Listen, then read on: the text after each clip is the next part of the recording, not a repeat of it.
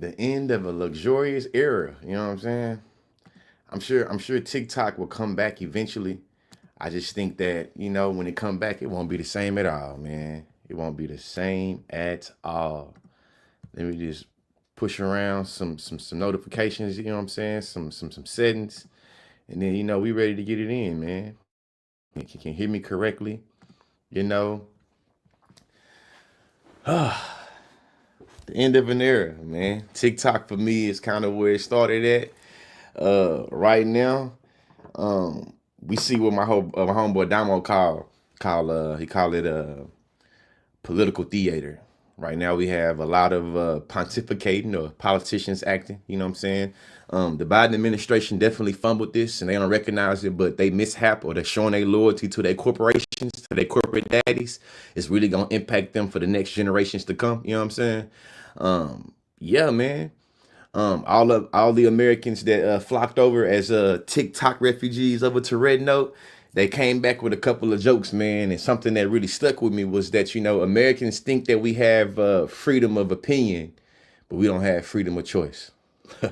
I feel like that was a bar when I first heard it. I'm gonna let y'all sit with it real fast.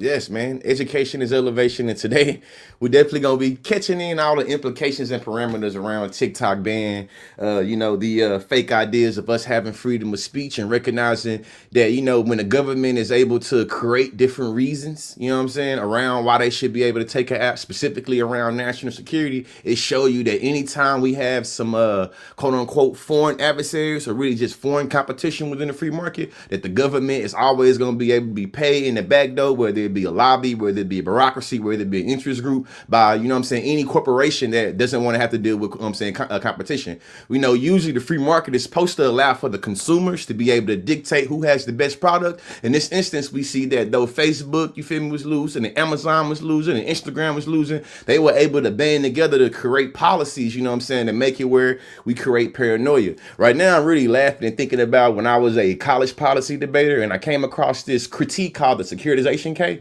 And securitization case was about how the government uses fear and paranoia to create instances where they have to, justify securitization in terms of being able to fight instability. In this instance, they try to get us to forget about the time that Mark Zuckerberg got got what I'm gonna say when here, got pushed on down, to the state's capital, and had Congress grilling him about how exactly he was being loose with the data and how he was selling the data and how the Chinese government uniquely was able to get to the data. Y'all remember what happened in the election of 2016 where they talked about a foreign adversary, i.e. the Russian government being able to use Facebook, like uniquely to be able to, influence an election? Think about all those things and then put that in context of what they're talking about in terms of the TikTok ban. As somebody that's been on TikTok since 2019, it's been able to be a part of a lot of the movements, a part of a lot of conversations and dialogue. I know that once TikTok started becoming public enemy #1,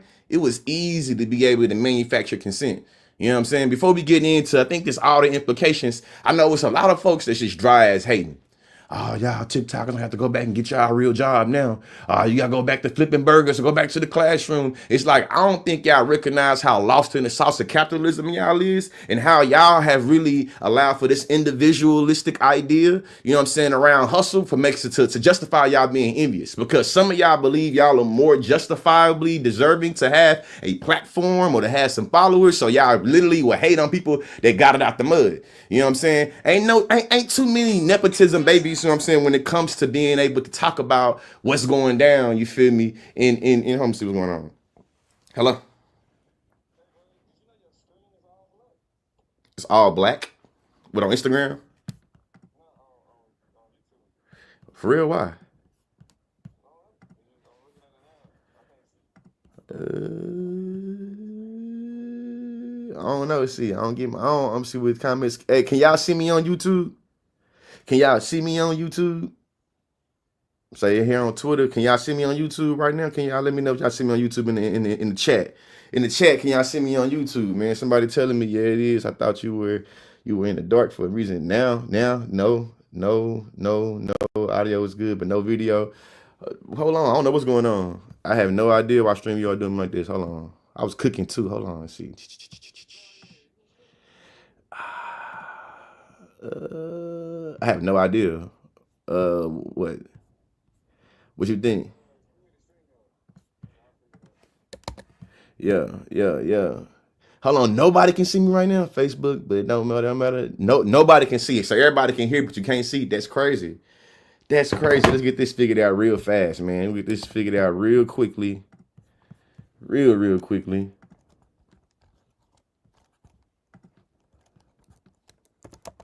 But yeah, man. We hold on, man. I gotta get my people on here. Say, do we need to see captions? Yes. Visual? No. That's crazy. There's no visual. Hold on. Let me start this. Let me start. I finna, y'all don't go nowhere. Wherever you at right now watching this live stream, I promise you I'm about to click back in. Oh, actually, I'm gonna give it a few seconds. I'm gonna give it a few seconds. See if my boy can come in. I don't know what the hell going on with the audio. I thought I was getting in. So I thought y'all could be able to see me. You know what I'm saying? Say the screen is all black. It's crazy. Say these ain't only, it's all over. It's only you, it's all over. Okay, it's not on me. It's not only me. It's not only me. Okay, cool. It's not only me, so I ain't tripping then. So what we know though, man, I'm about to get into this video, right? But what I was saying is that a lot of us is lost in the sauce of individualism, and we don't really have any type of empathy and sympathy for our fellow American, especially when it comes to the economy. What we know is that both the Democrats and the Republicans then show working class people up creek because they told us they cared about us being able to pay some bills. When you recognize that it's millions of Americans that's been able to make ends meet and over 250,000 businesses on TikTok that's been able to make, you know what I'm saying, do what it do, it show you that the government is willing to sell all working class Americans out for a couple of dollars or for 3 corporations, 4 corporations. You feel me? We're going to sell out millions of people in America just so we can have billionaires be able to, you know, celebrate record high profits. Because, you know, Amazon was being competed too much for TikTok shopping because, you know what I'm saying? It to me is just like a whole bunch of fuckery. You know what I mean? Dama, what's going on? What I have to do?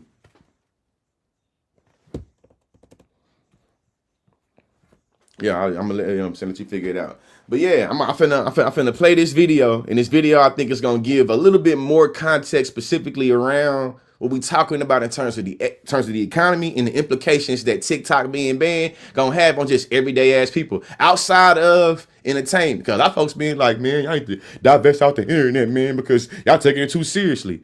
Taking it too seriously. Why would the government say that the app is a threat to national security? Because shit's serious around here. It's serious, man, but it's for y'all.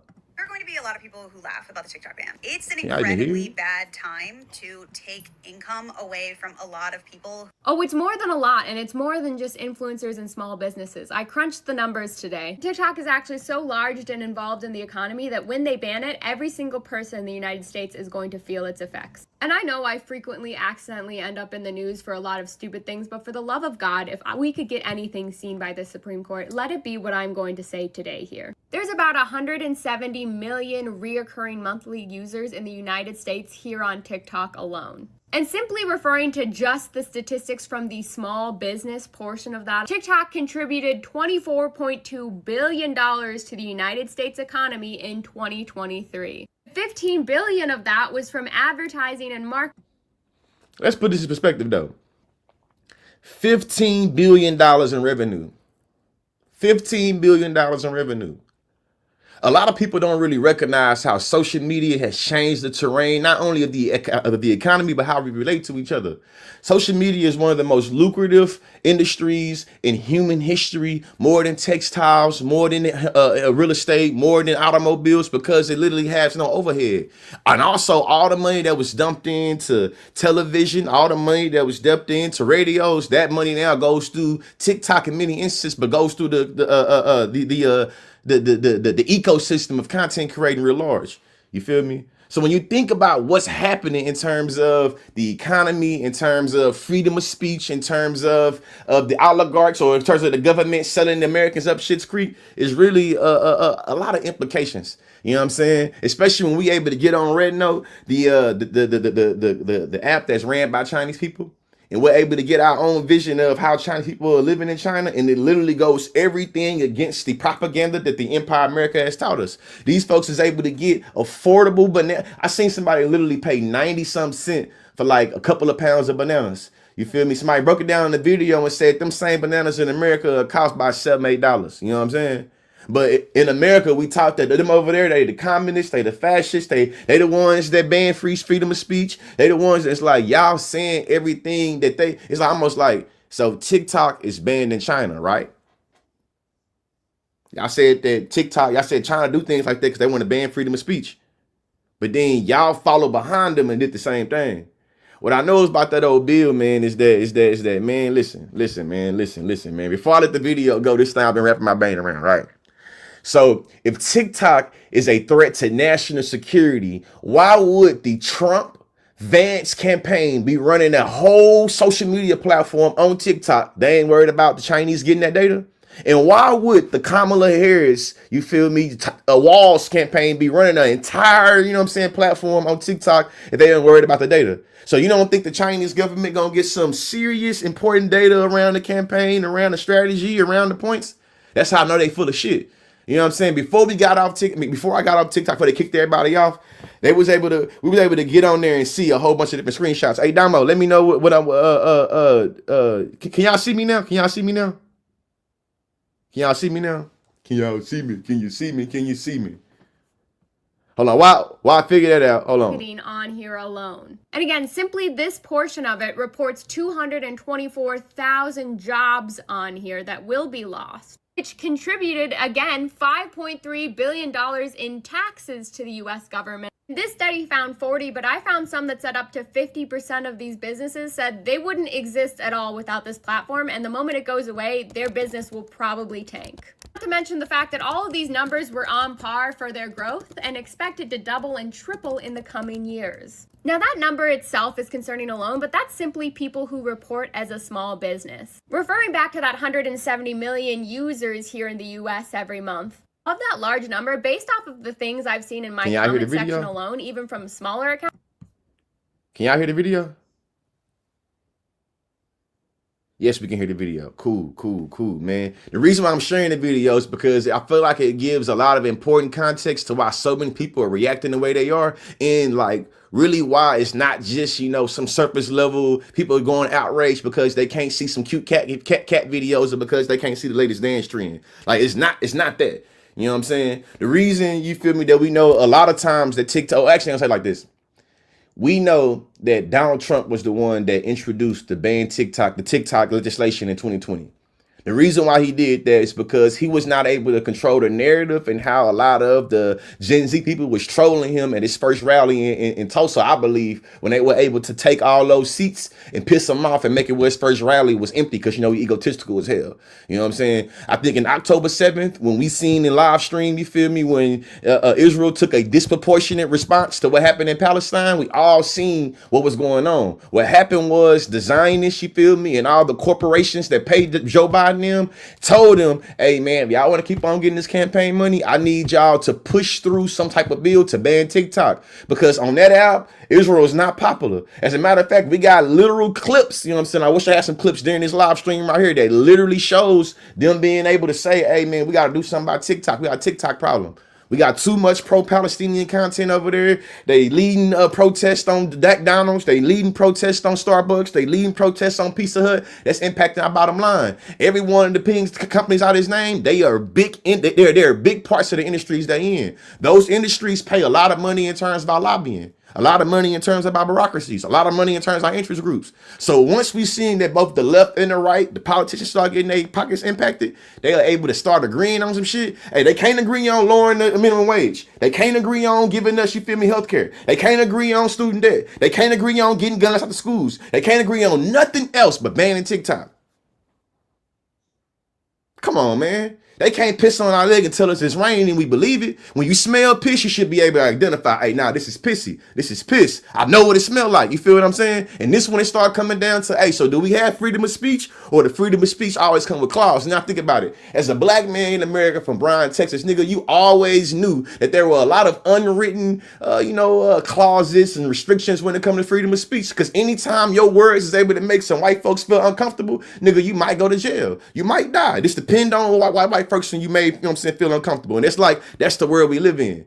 But for now I'm gonna end the rant a little bit and go back to the video. Because right now it's just like, this shit crazy, man. We're living in America and we can't even just sit on TikTok. You know what I'm saying? We got to worry about politicians being able to really play on our tops. I'm willing to bet that there are a few million of us that also make money here that aren't reported as small businesses, such as myself. My story is similar to a lot of y'all. You were here when I originally went viral because I quit my horrible job and I was panicked because I didn't know what to do for rent. And then I went viral and realized I could actually rely on this app to make a good 2 to 4K to cover my rent every month. And then beyond that, I was able to use this platform to get my dream job working and reporting actual news sometimes. I got the opportunity to travel the country and do what I love, all because of right here. And now that's all being stripped away from me again. And I'm really worried like the rest of you all are. Like, I'm also worried and don't know what to do. Cough, cough. Sorry, I ran out of... Hey, and she just doing a little thing right now, man. So, can y'all hear me? I can't hear y'all. Nah, yeah, we can hear you. We can hear you. What's good with it? What's good with it? Hold on, you still can't hear me? No, I can't hear you. That's crazy. I'm coming through on StreamYard. Hold on, make sure. Hold on, make sure. I actually think I know Bollywood.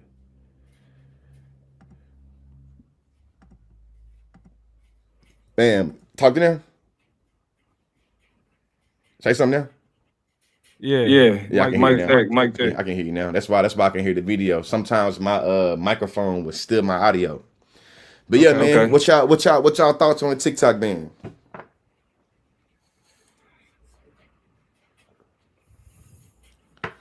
Say it's showing funky right now. We don't hear smooth. We don't hear smooth. So initial thoughts, bro. Hold on. But initial thoughts really was mainly it was funny because how I thought it was like my wife was panicking. Like she was like, yo, nah, we on the pen. Hold on. It say it's an echo, it's a reverb. It's still reverbing. Who's reverbing? Is it mine? Is it mine? Is it there? Is it Damo? Hold on, yeah. Let me fix it real quick. We can see you. Y'all finally can see us. Yes. Yeah, I'm gonna fix it real quick. All right.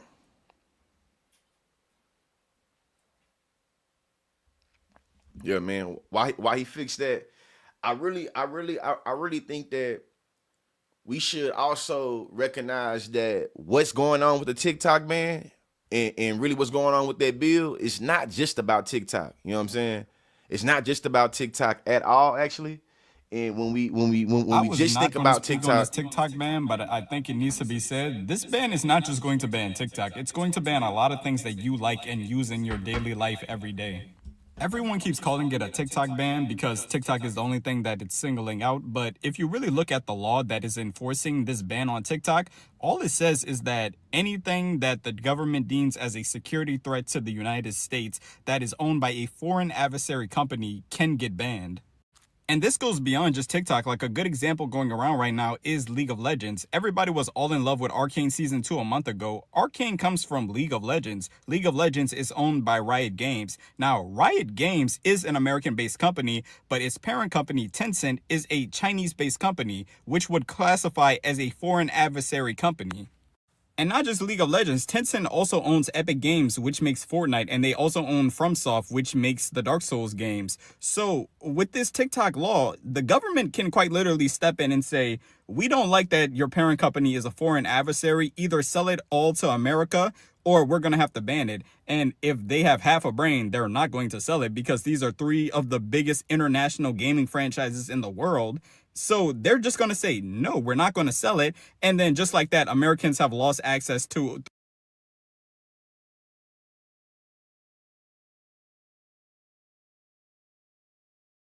Before I start the video right here though, this comment is something I really want to bring to the forefront because I think it gives me a better way of giving an analysis about how TikTok became public enemy number 1 for across different industries. Remember during 2020 and 2021 when a whole bunch of medias was really like typing out the headlines, they was worried about the silent quitter. You know how many industries got really hit because of the silent quitter? You know what a lot of them, attributed the silent quitters to? TikTok. As a matter of fact, before TikTok, I was a 9th and 10th grade English teacher, the director of the policy debate team at University of Oklahoma, and also a professor at the University of Oklahoma. Being on TikTok allowed for me to be able to dictate the value of my time and be able to dictate the availability of my time more than what the university allowed me to do. It also gave me the ability to be able to say what I mean and mean what I say and represent the entity in business of consciously and make it where I can cuss your ass out. I can tell you assalamu alaikum. I can tell you God bless you. I can do what I want to do and have to worry about no random person pulling me into a room and say, hey man, what you did on social media, it wasn't in line with the business. You see what I'm saying? So I'm knowing that it's too many niggas like me and regular people like me that got to be empowered. They got to become my own boss. That really piss people off. So when this dude video is talking about national security, hey, recognize the American government having all of us stuck in the idea of being workers, always stuck in the idea of making the paychecks go paycheck to paycheck. That's a part of the status quo of the country staying on top. You feel me? So when we start thinking about goddamn national threats to security, like, yeah, y'all, too many of y'all started to literally threaten the economy. Then we had too many of y'all starting to threaten the infrastructure of multinational businesses. Then we had too many of y'all starting movements, you feel me, and protesting on our greatest, most prestigious colleges in the country. Oh, we can't have that shit. We can't have that shit at all. So that's the reason why. Think about it. How many alt-right people pay money to make sure they can ban CRT, can ban gender affirming care, can ban and learn about anything they want to learn about just for you to hop on TikTok? They spend millions of dollars making sure, hey, make sure the kids don't learn about the gays, make sure they don't learn about the blacks. You say climate change, make sure they learn about that too. Then you go on TikTok and see a nigga like me and give you a whole dissertation worth of environmental racism. They gotta do something with the app, you feel me? And that's why I gotta bring on, you feel me, my people right here, because they're gonna be able to make this conversation shake a little bit more, man. Yeah, but I think it's a little bit of echo, Lee. You probably need to get some headphones on. Yeah. It's weird because for me, you the one that's echoing. Who, Damo or me? Damo, like I hear my echo too, but I don't know. Let's see. Yeah, I got on headphones, so yeah, but I got some headphones right here. I got some headphones right here, man. Got some. Hey, into this why I fired up Cory Book ass like that too. Now I'm thinking about it, man. I had the opportunity of going to the Dens. Oh no, I had the opportunity of going to a conference called Trending Up, where it was really big up in us talking about we new media. And when I tell you, when Cory Booker bald head ass walked into that room, everybody was like, I'm talking about it's a room full of TikTokers. We done made our living off of and new media being on TikTok. You just got done signing a law that bans TikTok, and now you done walked your ass in here talking about how your parents, your descendant, your parents were the people of the civil rights movement. Meanwhile, it's just like, what? I'm talking about, man, boy. Hey, you know he's such a full of shit. I ain't never met somebody from New Jersey that has something good to say about him. That's true. And also, I think the worst part about it is how they playing in our face when it comes to this conversation about freedom of speech. You feel me? Like Mark Zuckerberg. We just had the chop up episode about Mark Zuckerberg getting rid of fact checking for freedom of speech. You feel me? But he's lobbying and advocating to undermine another social media platform so he could benefit from it specifically, because they taking away his market share, because Facebook is considered archaic and outdated and for old people and for Karens, and you know what I'm saying, like to argue with people's uncles and shit. You feel me? And so the idea that like any of these social media companies, especially fucking Facebook, fuck Mark Zuckerberg, literally cares about freedom of speech, fuck Elon Musk, literally cares about freedom of speech, when there's nobody speaking out against the fact that the head of the Anti-Defamation League said that the culture war is not Democrat versus Republican, it's generational. And he said that in the context of the youth, the younger generation, rallying around pro-Palestinian protests on TikTok. Remember, TikTok did not become a problem until Free Palestine became the most trending hashtag on the platform. And here's the thing too, I can't help but to think about how, I hope y'all paying attention to the fact that these mass deportations supposed to start next Monday and go through hella strong all next week. So that's another travesty that they don't want in 4K. That's another component, because literally I've been seeing X post and Twitter, mama call it Twitter, I'm gonna call it Twitter post about, you know, how to respond to that. If you see ICE in the vicinity, yell la migra, like make sure you like signal boost that shit, like holler that shit loud as you can, let motherfuckers know so they have at least a couple seconds on motherfuckers who's coming to knock and beat down doors to invite themselves in people's homes to start the deportation process. So I'm sitting here imagining what that'll look like on film, right? Because the first thing everybody gonna do out their window or in their courtyard or their corridor or their apartment complex is pull out their phones and show how disgusting these policies are firsthand. You know what I'm saying? So like all of this is rolling together. They want to shut this down. They want to make sure you can't see up close and personal what your tax dollars are doing, what your votes have really done. Hell yeah! Crazy. On top of the fact, Toya actually sent us a pretty dope, a pretty significant post about how TikTok was closed down. The first message I saw mentioned Donald Trump in it. I don't know if anybody tried to get on TikTok recently, but it literally it tells you can't get on the app, but their TikTok is working with President Trump to bring it back sometime soon, whatever.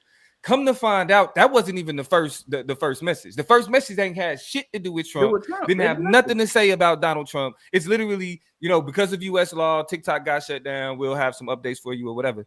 So the fact that literally we know that they added this part about Trump into this welcome message is what turned it into propaganda. You feel me? I feel like regardless of what happens, them bringing TikTok back, it's dead. What TikTok was, it's officially dead. And this new iteration is about to be a part of some social media regime that's tightly connected to Donald Trump. Because I say this to you, and I'll let you cook. Yeah, you cannot trust media platforms owned by billionaires with relationships with the president, and we can see this with the was it the Washington Post that's owned by Jeff Bezos, where they put a cartoon that criticized his relationship with Donald Trump, and Jeff Bezos said, "Y'all, you can't put that in there." Absolutely. We're talking about freedom of speech now. And Jeff Bezos is saying, hey, cartoonists, because you're critiquing me, the owner of this newspaper, right, as well as the LA Times, who's tight with Donald Trump, who chose not to endorse Kamala Harris because of their relationship with Donald Trump. And you talking about free speech. Like billionaires are controlling access to freedom of speech. So when we want to criticize Donald Trump on this new TikTok, or when we want to criticize Donald Trump on Facebook, we know that the niggas who running or on Twitter or X or whatever they call it, we know the niggas that's running these main platforms are tight with the nigga that we trying to criticize. So when we get them community guideline violations, when we get them videos taken down, when them videos get muted because people critical of Donald Trump's immigration policy or mass deportations and whatever else, it's always going to be in the back of our mind like, yo, you protecting your boy in the name of freedom of speech. I wasn't going to do too much other timing besides just saying that I've been seeing other people say, the exact thing you said about not going back. Sean Garrett said, them even mentioning Trump in that statement makes me not want to go back on TikTok. When it does come back, you get in the bed with dogs, you get up with fleas. And that's what it is. Like, I think the thing that is the most troubling and that I'm hoping, people can start to have a backbone on, because, we need to have a backbone in general, just as a collective about the way that shit be playing out. But the playing in our face. in my face, right? Like, we are in an abusive relationship with this country, right? We can't leave. We don't have the resources. We don't have the aptitude, the possibilities to go ahead and sever ties and go as far away as we can. So we have to kind of stay here for a litany of reasons. We stuck. We locked in. It's up till it's stuck, right? That being said, just like any other abusive relationship or even just toxic relationship, you stick around when a motherfucker want to be sneaky with it. Like, you gonna go text in the bathroom, go close the door. I'll stick around when you know what I'm saying? You willing to go, hard to change your voice up or sit in the car a couple extra minutes and finish up that conversation before you come. Like, I'll do that, but in my face. And this is where it starts to be like, in my face. How many times do we have to let them show us before we're able to be audacious enough to say, at least in this way, I'm gonna cut ties, I'm gonna sever the relationship, I'm gonna start to mend the you know what I'm saying? Like, I'm gonna heal and kind of get past and through some of this. But like, the whole TikTok being bought or being manipulated by Trump is playing in our face. And I can only wonder how many people will go back and tolerate that. Well, you know what I'm saying? And then also too, and we talked about this is the last thing I'll say before I slide it back. We talked about the power of Trump's money on our show, on the Chop Up show earlier in our episode, and how far it goes. So I feel like they're gonna try to find a roundabout way to indirectly be like some other, 11th hour corporation came in and bought it.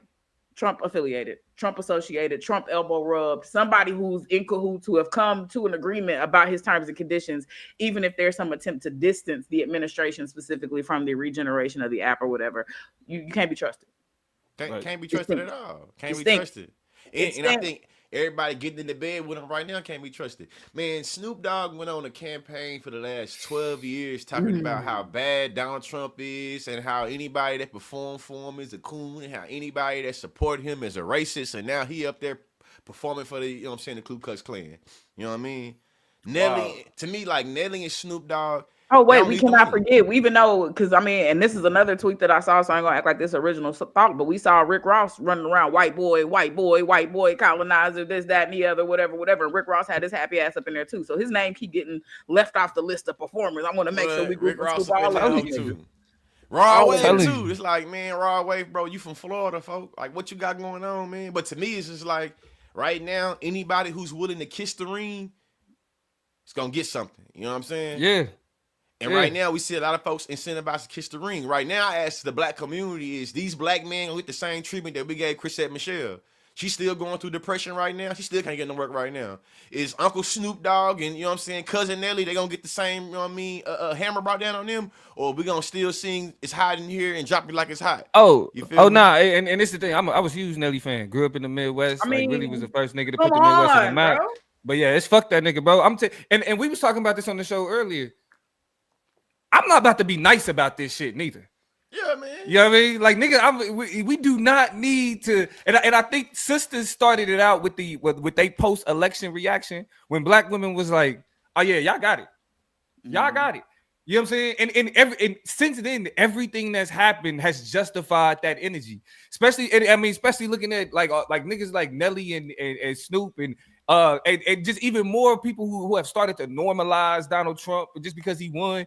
You feel me? Start to be like, well, yeah, we'll see. Well, maybe, you know what I'm saying? All these dumbass criticisms that people still bringing up Kamala Harris and all this other shit, knowing good and goddamn well the election is over.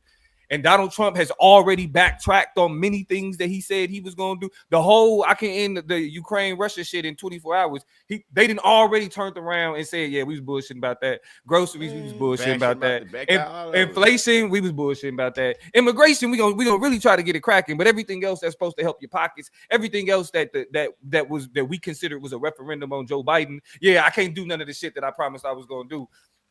But here's Nelly. Every example you just gave demonstrated that they're only good at policing and restricting. They're not good at adding or giving or reshaping or rethinking. They are only good at policing, targeting, banning. No, there are no yeses. There's no freedom within this party. There is no movement toward this party. This is why on Red Note they were exactly right that we have options. We have opinions. We have the opinion. Sorry, we don't have options. We have opinions. We got opinions. We can say a whole lot of shit. We have no choices, no options.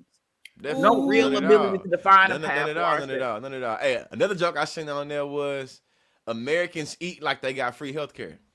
And it's just like to me, it's just like a lot of manufactured propaganda in the Western society that we have about everything outside of Western society. And the TikTok ban just led us to disseminating all over the place. So I heard people about being on like an Iranian TikTok. I heard people about being on Chinese TikTok. I heard people being about going to other people's shit and seeing, hey, everything y'all told me about these folks is a lie. So It's now to me, it's like so right now to me, we are like seeing in 4K the crumble of the empire. Like right now before our eyes, you feel me? But like this, Joe Biden been showing his loyalty in allegiance to corporations shit. And as far as I'm concerned, his whole political career. When he's warning us about the oligarchy coming, man, and within the government. But also, I think Joe Biden just knows the script.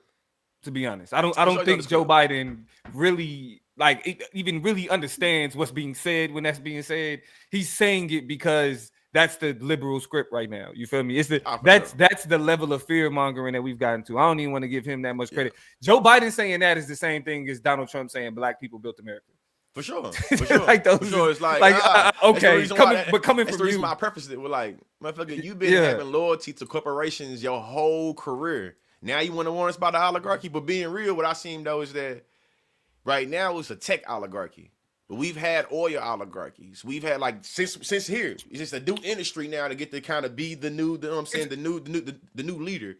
But when we learned about Rockefeller and Carnegie, them was the oligarchs of their time. You know what I'm saying? Morgan. We learned about like JP Morgan. We learned about them was the oligarchs of their time. They literally was they was able to dictate how everyday Americans get products that we need to live our lives.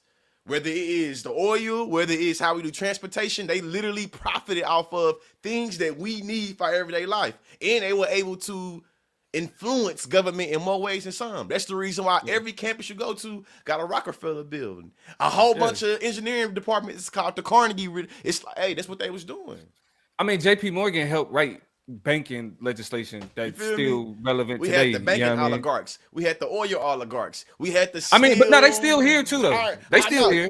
They still here. It's just that now they've been outspent by the tech oligarchs now. You know what I'm saying? I mean, I would dare to kind of expand it to be tech and journalism. You know what I'm saying? Because tech is like, I think, a unique iteration and an evolution of media, right? And how we come to share and dispatch and articulate idea. Right now, idea turns in and translates into innovation. But as I sit here and think, I'm like, I really feel like, because we know the news is controlled, not independently. Major news that people get access to is controlled by like 3 different entities or something stupid like that. And so that oligarchy has already existed. I feel like this is 2.0. This is an acceleration of that, because now even down to the Rupert Murdochs and the fact that like he's old, if not dead. I don't really know a whole lot about him specifically outside of his control over the media. But then you got Jeff Bezos buying up the Washington Post, buying up these different, you know what I'm saying, like news sources and whatever, and determining, just like you talked about, Plug, what political jokes can or political cartoons can make it into certain publications. Like, it's just, I think it's with teeth in it now. You know what I'm saying? It's a second revolution of it. First, you group and scoop all the media and collectivize it and make it all the same thing with a whole bunch of different kind of veneers and faces to it. The second obvious progression of that shit is then to go ahead and use that same, this is where you get misinformation, disinformation, malinformation, et cetera, et cetera. Now let's use the control of the media that we have to determine the flow of information. Now we have a technological appendage to the media. Let's make sure we cover for that shit too, and make sure, like, it's just all an acceleration of shit that we've seen before. Like the Bible says, there's nothing new under the sun. You know what I'm saying? Yes. This is not a sermon, but we might be preaching a little bit just in terms of the fact that until people decide to get a little wiser and keener on the patterns that we've seen history lay out before us in either different societies or our own, and start to snuff them bitches out as soon as we start to see them. And I'm cussing and fussing for real. But that is the only way, we're really kind of get ahead of this shit, because the agenda already been in the play. I thought I was texting somebody earlier. They was like, we're about to go into an oligarchy. Maybe the oligarchy's here. It's been here. It's been like, that's here. what I'm saying. Citizens, like when American, as a matter of fact, the military ran the country for a minute. You feel me? And sometimes they be out in collaboration. But we've always been ran by a particular industry that is able to literally play motherfucking a puppet with the government and get them to do what they want to do, how they want to do it. Well, hey, when I went to South Africa and I seen products that I buy here in America that's full of products that I can't, or full of chemicals and contents I can't pronounce, and the same product in South Africa had shit I could pronounce, didn't have red 40 dye, didn't have all the things in it. So for me, it's like, hey, these people been able to dictate policy to make it where they have profits at the expense of American people. All your ideas about freedom and all of those shit, those is just really, manufactured American ideas that make it where you give up your consent. The myth of capitalism. The myth of capitalism. The idea that anybody could get rich. No, they can't. Like, let's keep it a stack. This idea that anybody could be Jeff Bezos. Anybody cannot be Jeff Bezos. Anybody cannot be Bill Gates. That is not a reality. Can people, blow up a little bit? Can people get into the millions? Yeah, that can happen. People can get rich, but the likelihood of that, you feel me? Like and really when we have studies that show that how successful you're gonna be or how much money you're gonna make in life is largely dependent on the area or the zip code that you grow up in. We got major problems. The oligarchy has always existed. Aristocracies have always existed, but the myth of the American dream has people thinking that I'm gonna fight. I'm gonna be the petite bourgeoisie. I'm gonna fight on behalf of motherfuckers who could care less about me because one day I'm told that I could be in a position if I work hard enough. That is a motherfucking lie. Man, definitely. That is a motherfucking lie. And I think that's one of the greatest myths of capitalism is to get a whole bunch of poor hunterdaires, thousandaires to really do the dirty work of the millionaires, billionaires, thinking they're capitalists. When you're able to trick working class people into thinking that because they are able to have a little bit of capital, but they still got to work to manage it, and they think they ain't working class no more, that's how they won. You know what I'm saying? To me, it's like, hey, if you can recognize that so many people are able to cut their left arm off just so somebody else fight, they can't have a little pinky toe or a thumbnail, that's really how it is. So right now, I'm thinking about it. I see people really laughing. Ha, you TikTokers is dumb and you niggas ain't got no talent anyway, and I'm glad you gotta go back to work.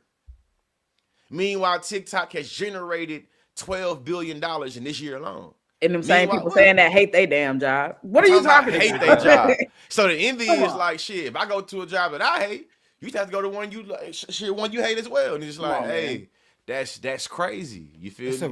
A ridiculous way of thinking. And then what ends up happening is we end up on these platforms, like poor people end up going back and forth. You feel me? We like the clash that we have isn't with the people that's denying our insurance. It's not with the people that's denying that's taking away our benefits, paying us less. You know what I'm saying? Providing less resources, making people do more work for less pay. Our beef for whatever reason ain't with these people. Nah, it's with the niggas that can make a living off TikTok. Like that's what bothers niggas. Hey man, I feel like when I dealt with the backlash from Marcellus Williams, I seen so y'all rather have content creators held to a crazy, you know what I'm saying, standard than really go to the politicians that literally dictate who get assassinated, who get executed, who get released. We rather go after some random ass TikTokers and black celebrities and be like, you the reason why the state executed this man. It's like, hey, once you start blaming individual black people for the way that the white supremacist system operates, we already lost the plot. This right here though. Project 2025 in relationship to TikTok and the TikTok ban is something that I think we're gonna sit with for a minute right now. When you read Project 2025, you see they thinking about bringing back the little corporate towns. You know what I'm saying? The corporation that owns the town, run the town, they dictate your housing, dictate how you live, dictate how you eat. That's in Project 2025, right? The TikTok ban allows them to accelerate that because you literally have, if TikTok was to stay where it is, you'll have a couple million Americans either A, completely out of a job, or B, out of a side hustle, or how they say they make ends meet. That incentivizes them to being like, hold on. So you say if I come there and work for you, you're gonna pay my bills, you're gonna feed me. It's slavery, really, you know what I'm saying? But shit, you don't know that. Or thinking about Project 2025 now. So when Rod Wave go back to Florida and his Haitians and his Cuban people is getting ran in by, you feel me, ICE, what does he tell them about being at the, you know what I'm saying, inauguration? When Snoop Dogg go to, you know what I'm saying, in LA and he really trying to, Snoop Dogg was one of the people that was really like, man, we gotta stop this black versus brown shit. What is you gonna tell the black and brown immigrants in LA about you being there? You feel me? So just in terms of a lot of them voted for Trump too, though. A lot of them voted for Trump too. A lot of them in terms of what 40, like what was it? It was like what 52%? Barely half. Latino Hey man, men, barely half. You feel me? So just like Yeah. this, man. You, you would take offense if any non-American people was like, "Yeah, I voted for this motherfucker." How much percent vote? You ain't vote for Donald Trump, did you? I didn't vote for Donald Trump. Shit. Nah. The majority I of think, Americans voted for Donald Trump though. So if I but go I to think- South Africa and they be like, "Yeah, I voted for a nigga," it's like, hell no, we didn't vote for him. So it's like, nah, fam, like, nah, what we talking about? Or you think about this, take him out the equation. Snoop Dogg used to really work with black youth because he understood the empowerment education.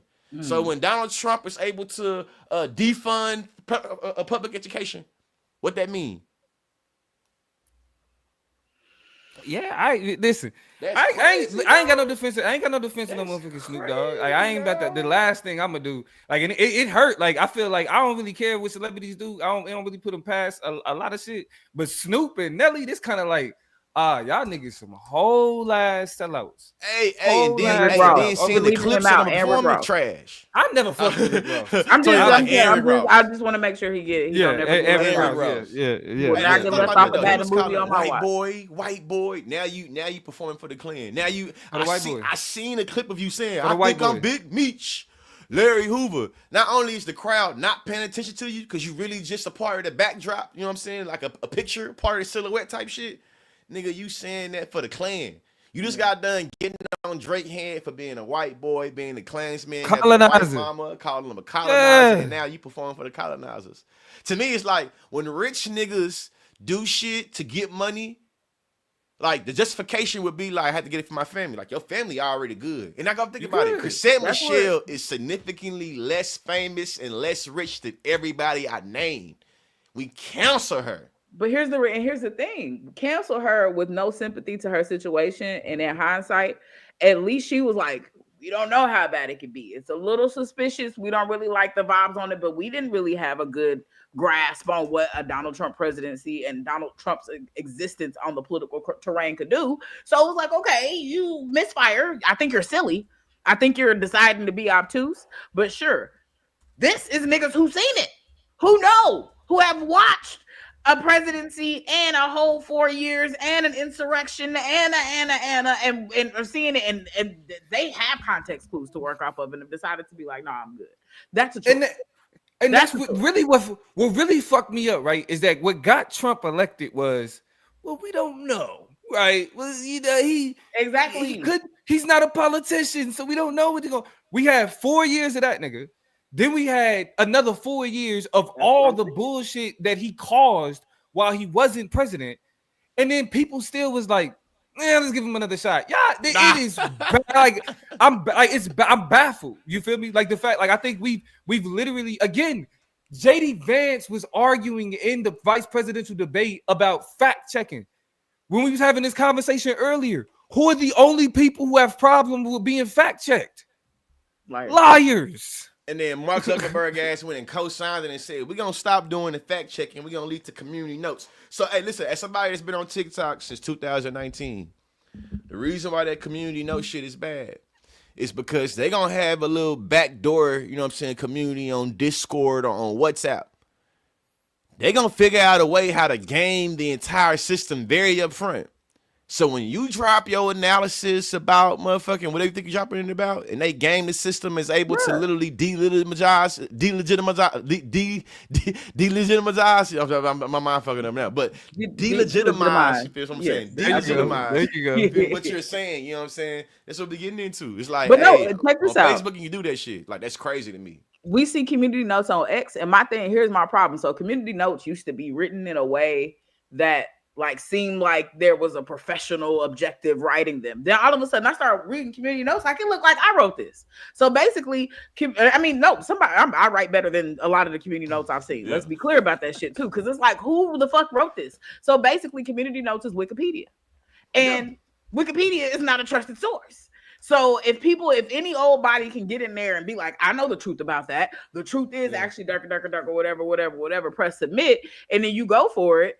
Like, what? Talking about slavery and the community note said, well, slavery was good. Determine the truth. Or they'll hit it with, well, slavery had many aspects to understand it, right? That's what community notes does. It leaves room for opinion to commingle with objective fact. You know what I'm saying? And what's even more frustrating about this beef with fact checking is that these niggas is claiming that the fact checkers are biased. What? If one group is being fact checked more than another group, maybe it's because one lies more. And not only that, one makes shit up more. They champion the great Ben Shapiro that love to say facts doesn't care about your feelings. Now they saying facts is biased. Keep it. And that's the reason why I think some people is worried about TikTok.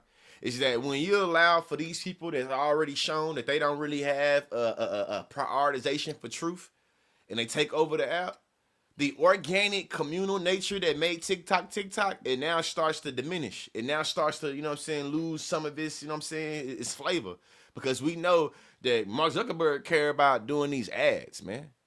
Yeah. You know? He don't care about community. He care about being able to sell that data. You know what I mean? So it's like a lot of things that made TikTok once Mark Zuckerberg, and I won't be surprised if it be like Jeff Bezos got him a little piece of share, Zuckerberg got him a little piece of share, and they all, you know what I'm saying, did it. As a matter of fact, that Trump coin, he might have told, you feel me, the people of TikTok, you know what I'm saying, the owners, like, listen, man, on the back door, go on buy you some of these Trump coins. The shit gonna run up, and you can cash out. Because even that to me is like, so you've been president before. You about to go be president now. You start a cryptocurrency using your name, and you're going to tell me that you're not financially benefiting from using your position of being commander-in-chief of this country and also being able to run your own meme coin that you're going to pump and dump? Then y'all just got done supporting people for pump and dump? Hold on. Not even just a meme coin. He has a failed social media platform. Come on. Now the meme coin made $25 billion overnight. That's why I'm bringing it up. $25 billion overnight. It's crazy. Wow. It made the Trump coin made $25 billion overnight, and it's even fucked up more because he only was shared with his inside people. You feel me? If y'all go to your Coinbase app right now and you look at literally what the number is, the app the coin started off at being some cents. They ran that motherfucker up to being like $20. That's crazy. You know what I'm saying? For all y'all Trump know coin about is like $20 right now. I'm finna give you the right number right now. I'm finna give you the exact number right now. So ain't no speculation. I'm gonna put a number out my ass. Nothing like that. I'm talking about, bro. This morning I seen it. As a matter of fact, I was like, damn, can I buy me a coin? Y'all doing like that? Can't even buy it. Hold on, I'm finna tell you right now. Trump. Nah, I definitely would have judged you if you would have bought a Trump coin. Though it would have been some static. I ain't gonna lie. It said. This how you show right now why it's unethical. The Trump coin ran all the way up to $22 today. $22 in a day. Do y'all want to guess what the coin is now? What? Only $5. This is a textbook example of pump and dump. Pump and dump. So all the illegal. people, so for all of the conservative people, especially the poor white people, that love to, you feel me, get down on, it's like, hey, this gonna be the third, fourth, fifth time that these folks then left y'all with the hot potato in your hand while they didn't cook everything with it. You know what I'm saying? They leave you with the short end of the stick. Hey, Trump told all his buddies when he was pulling out. And too, I read that 80% of the shares within this coin was either Trump or people in his base. That's wild. Shout out to you, man. Minnie Farrakhan told us that shout out to you, Cynthia. We were warned. Listen. We was warned. We was warned, Cynthia. And at this point now, you either gotta kiss the ring or shit, be willing to be hunted. You know what I'm saying? That's really how I feel about it right now. And that's the reason why anybody saying Rick Ross, Rod Wave, Snoop Dogg, Nelly is good. Hey, they teaming up with the Ku Klux Klan. Hey, when you go to a Republican rally, you are likely to see a Confederate flag there. The Confederate flag mean they want to keep you and your black ass ancestors on the plantation. They went and goddamn seen gin and juice to them motherfuckers. You feel me? Yeah. E-I-E-I, country grammar to them motherfuckers. You know what I'm saying? It's like, at what price though? So like, how much they paid y'all? Like what made it worth it? Or do y'all think y'all so famous in the black community? It's like, I don't give a fuck what they gonna say right now. They don't get over it in 2 weeks. I really feel like, knowing what I know with this little PR degree that I have, that there have been roundtable discussions about the perception and about whose opinion they can afford to lose. We don't care. We don't care about nothing about the niggas getting on Instagram, TikTok talking. I mean, Instagram and X talking shit about whatever. Man, fuck the niggas. Like, I guarantee you, there's been a strategic decision to not give a shit about our opinion and perspective. Snoop Dogg recently, and this is in the vein of, I think, what the plug was saying about him, these niggas not needing the money, right? Out of all of them, Nelly might have needed the money the most out of that. But Snoop, you was just at the Olympics. Man, right, but him understanding that I'm an international brand. What do we know about Snoop Dogg? He has one of the, I think, if I'm not mistaken, y'all, I think one of the top 3 most recognizable voices on the planet Earth, right? Of people, human beings. His voice is one of the ones that people are able to point out the easiest, the quickest, and I think probably face and just kind of general brand, probably in the top 10. So he's made a decision that we good. And keep in mind, this is what I can't stop thinking about either, and then I'll turn it back over. He was called to the carpet on this Kendrick shit. Drake just was like, or who was that? Kendrick just was like, bruh, did you switch up? Like, what is this? Whatever. His feet was already in hot water, and he had to come back and be like, nah, it's cool. You know, nephew, it's whatever, whatever. What's your excuse now? Because it's the second time in 6 months people have had to question where your integrity lies and where you're aligned. And you keep showing us that it's some shit, no pun intended, that's just really not as much like us as we thought that it was. And so the proof is starting to be in the pudding, and I got a spoonful, baby, but that's okay. I won't be going back for seconds. Like, hey, man, hey, the proof of the pudding is in the eating a lot of times. And to me, it's like, hey, I'm good. Nipsey Hussle and YG got themselves put on the FBI wanted list, for FBI watch list, I should say. You feel me? For saying fuck Donald Trump. That song put them on the watch list. So now years later, Snoop Dogg gonna perform for him? Well, listen, this is a part of, I mean, really a large problem with like the criticism of people like Donald Trump being valid and people talking about things like Trump derangement syndrome, because when more cultural icons start shifting and normalizing being around Donald Trump and supporting Donald Trump, then it turns into, all of that criticism early on, that was just Trump derangement syndrome. People was just tripping out. It was just cool to be against Donald Trump. So now that he's a winner, everybody's starting to recognize all that shit that y'all was on was not. Let's remind y'all, the first election of Donald Trump led to the second highest spike in hate crimes in the history of America. Come on now. The election of Donald Trump the first time. It was an introduction of this thing known as the Trump effect, right? There's studies on how introducing Trump's name into conversations of immigration makes people more violent, if you will, towards immigrants. The introduction of his name. You feel me? Like we are witnessing the normalization of not just the misinformation that we've been talking about, but also the type of hatred that we called old school racism. There is no question that the people who support Donald Trump are white nationalists, Ku Klux Klan members, and neo-Nazis. Regardless of anybody, why all of us that hold on, my bad. Let me cut you off. Finish. But it's like regardless of if black rappers may fuck with him too, black celebrities may fuck with him too. All of these people that you rock with or you think cool or you know what I'm saying have some type of cultural influence, they may rock with him too. Yeah. That doesn't change the fact that in that circle is white nationalists and white supremacists. At all. Does not change the fact that in that circle is the Ku Klux Klan. Swear to God. Which I mean, so this a basic fundamental way that I determine the relationships I build is if I want to see who you are, if I want to really know who you are, show me who you hang around. Circle. Show me who you hang around, right? And that'll tell me pretty much everything I need to know. Because whatever you giving me, however it's coming, there's something special about me that got you acting up a little different. But I'm gonna be really kind of aware. This is how I judge y'all character. A lot of our friendships, a lot of the reasons why I call y'all some best and close and in my circle is because I've been able to see kind of what the inner workings of your whole situation is, and I'm like, I can rock with that.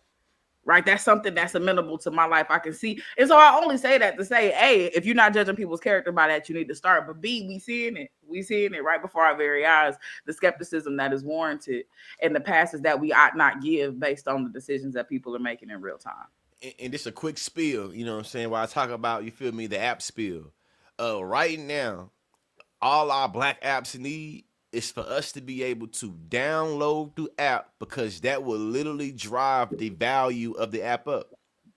and then force them to invest in it. So if something missing from it, So they definitely, can yeah, get man. it. There's something, Yeah, so you so gotta like hire these instead of people. talking People shit saying, about I fan just love base, TikTok. You want talking me to shit work for about you? Spill, yes. But Yeah. but fan base give you the opportunity to literally invest in the app right now. I went and bought me some stocks, you know what I'm saying, up in it. So right now, you feel me, you're able to go buy you some shares. You feel me? I think it's like 70 shares for like I think $300, you know what I'm saying?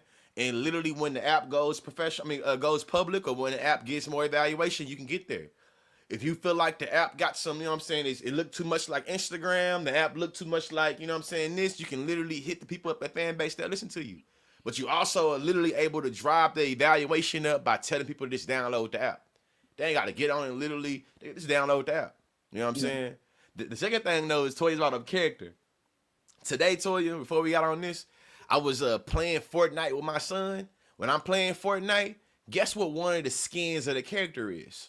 Snoop Dogg. I go, you feel me, to get some shit for my wife, come back, start watching the beginning of the Chiefs versus Texans game. Who I see at the beginning of that motherfucker? Snoop Dogg. When I watch T-Mobile commercials, Corona commercials, I think even Prize Picks, like there is not nothing that Snoop Dogg doesn't already have his hand in financially. As a matter of fact, as an influencer, I be thinking like, God damn, Snoop, leave some deals for some of us. Yeah, I think the only other person that rivaled his ability to be a part of branding and marketing is Shaquille O'Neal. That is the only other person. So for me, it's like, what does Snoop Dogg have to gain, really? I know the Olympics took care of you when you was. You know what I'm talking about every chance the Olympics had to show Snoop Dogg, they did. They paid for your likeness. Like, come on, man. But Lee, here's the thing. I think all in all, we have to start taking a closer look at rappers and be like, what the fuck are y'all really doing? Because the amount of, like, you know, the biggest, like the face of like, for example, like a sports betting nowadays. Kevin Hart. No, rappers. Well, yeah. I'm sorry. Rappers are rap adjacent people, right? Because I feel like, who am I always seeing? Always seeing Drewski, but it's another Drewski, rapper. People that's a part of like what we would consider hip hop culture. Because I think influencers now are a part of hip hop. Like since that's like a new. Oh shit! What happened to my camera? You went away. Come back. Yeah, I was like, hold on, what happened to my camera? Come back. Let me in now.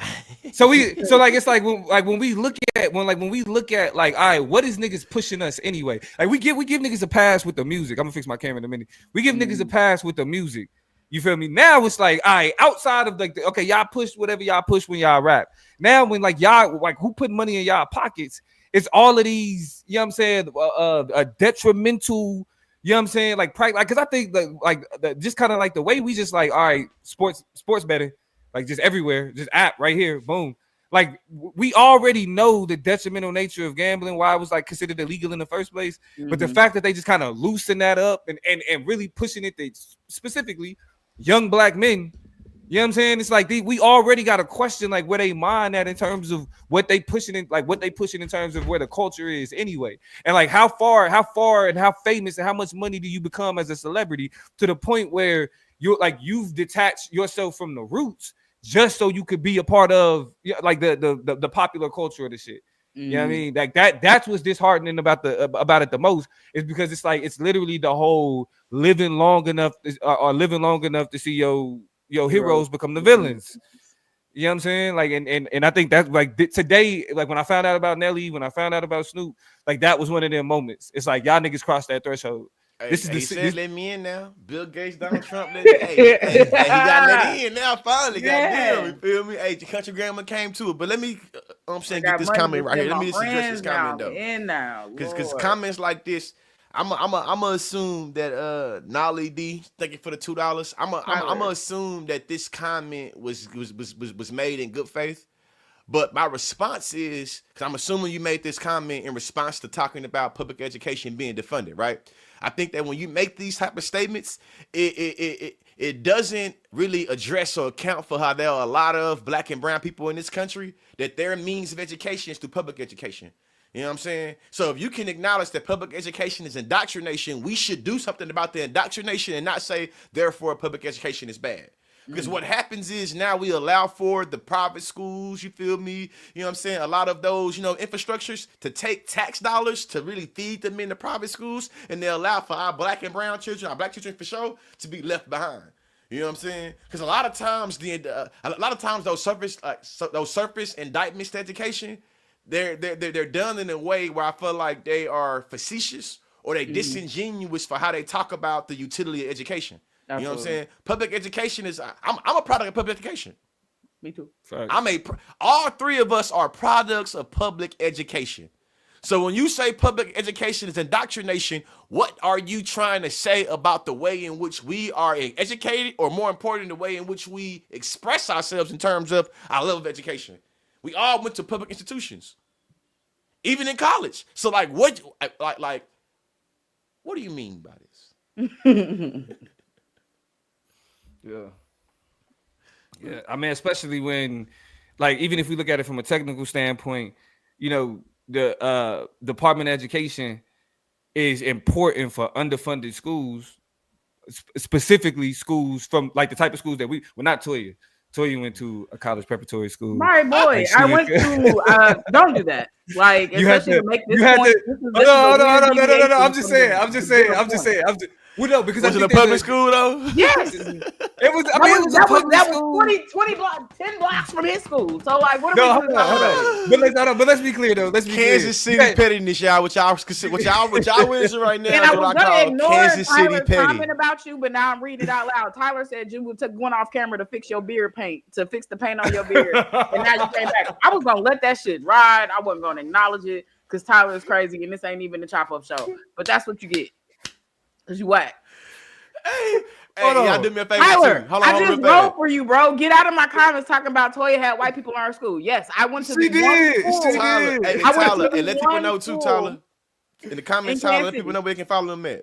Tyler, can you give me a comment with the chop up show in there so I can put it as a pin real fast to let the 1,500 people that's in this live stream right now know? And shout out to y'all too, man. We got people in here from Twitter, from Facebook, from Twitch, from YouTube, man. Shout out to y'all, man. I'm doing good on YouTube right now. 313 people in the chat right now. Oh man, I gotta get my soundboard. The chop up show. Just go hit the bell and then come right back over here. Swear to God. Screens and do whatever so you don't miss the conversation. But tap in with the folks. Yeah, man. Yeah, man. But I mean, but the point I was making about get there. You were your point. Hey, make sure your paint fixed though, bro. It's oozing right here. This part oozing. It's oozing, bro. I think you sweating and shit. Yeah. All right. George can't grow a beard. We ain't even gonna go in that direction. But what the danger of getting rid of the Department of Education is when you have schools that are funded by property taxes and the property in those communities are devalued, it literally takes away from the resources available for the school. And so even though I think it's only 20% of funding comes from the Department of Education to public schools, that 20% is important for schools like where we came from because of the resource deprived areas. You feel me? That's why when you have rich niggas, you know what I'm saying, like rich foreigners for that matter, making decision about public education in the United States, we have a huge fucking problem, bro. That's why it hurts me to hear Joe Biden talk about the oligarchs in the United States because what he has done to make those oligarchs possible in a lot of fucking ways. And then when he says it, it takes away from the significance of it because he shouldn't be the messenger, bro. It sounds like liberal rhetoric when it comes from somebody whose policies did not reflect the type of progressive language he's benefited from the oligarchies. Like he literally eat from their hands. Also, another thing I wanted to say about this comment, in terms of did you learn laws and you learn your rights in school? I didn't. Self-education is how I learned. I don't dispute that, but I think just as an environment that exposes you to the realities and the intersections of the society that you live in, public school is very important to create what we identify ourselves as, which are public intellectuals, right? Individuals who have taken the knowledge, our ability to understand and process information, to do research, to connect dots, to have just the general access, right, from everything, because we went to public universities as well, right? You know what I'm saying? So like all of this has given us the opportunity and the aptitude to then leave those spaces, leave those institutions, and come onto a YouTube page, to come on to a social media platform and be able to have cogent, educated, factual conversations about reality. So public school offers that. Private school says privatize knowledge. Private school says, go and have these experiences with elite people and only find ways to engage and articulate your needs or a future or a vision for a future with those people who you feel like have the resources to build it. Public schools and those education says, look at the disparities, understand the connections, understand the opportunities, understand where wealth flows, understand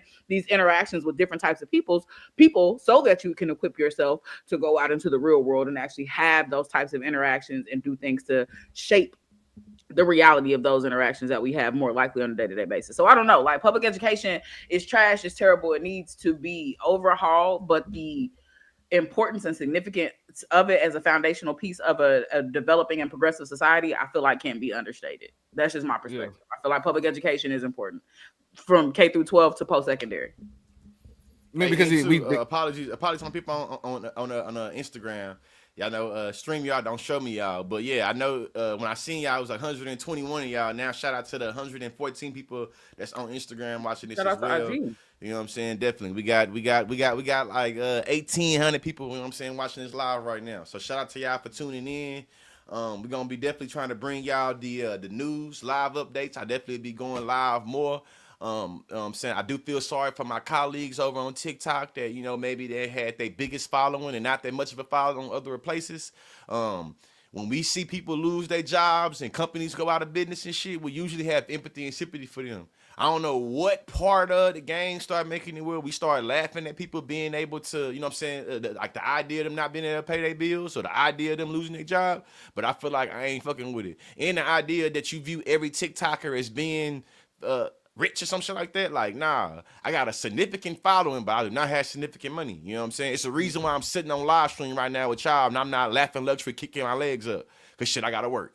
You know what I'm saying? I got to figure something out. You know what I mean? With that being said, really try to have some empathy and sympathy when y'all hearing people, you know what I'm saying, reacting emotionally to TikTok being gone. You feel me? If your bullshit ass job went out the way, like our bullshit ass job went out the way, because be clear, all our jobs pretty bullshit. You know what I'm saying? Like, they don't care about us. Michael Jackson was right. I digress.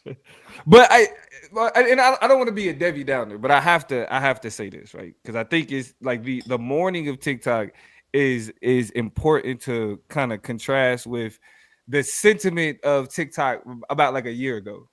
You feel me? Because TikTok was getting on niggas' nerves. We're not gonna act like TikTok was like just this beacon of freedom of speech and niggas was just on there saying niggas was on there saying the truth. You know what I mean?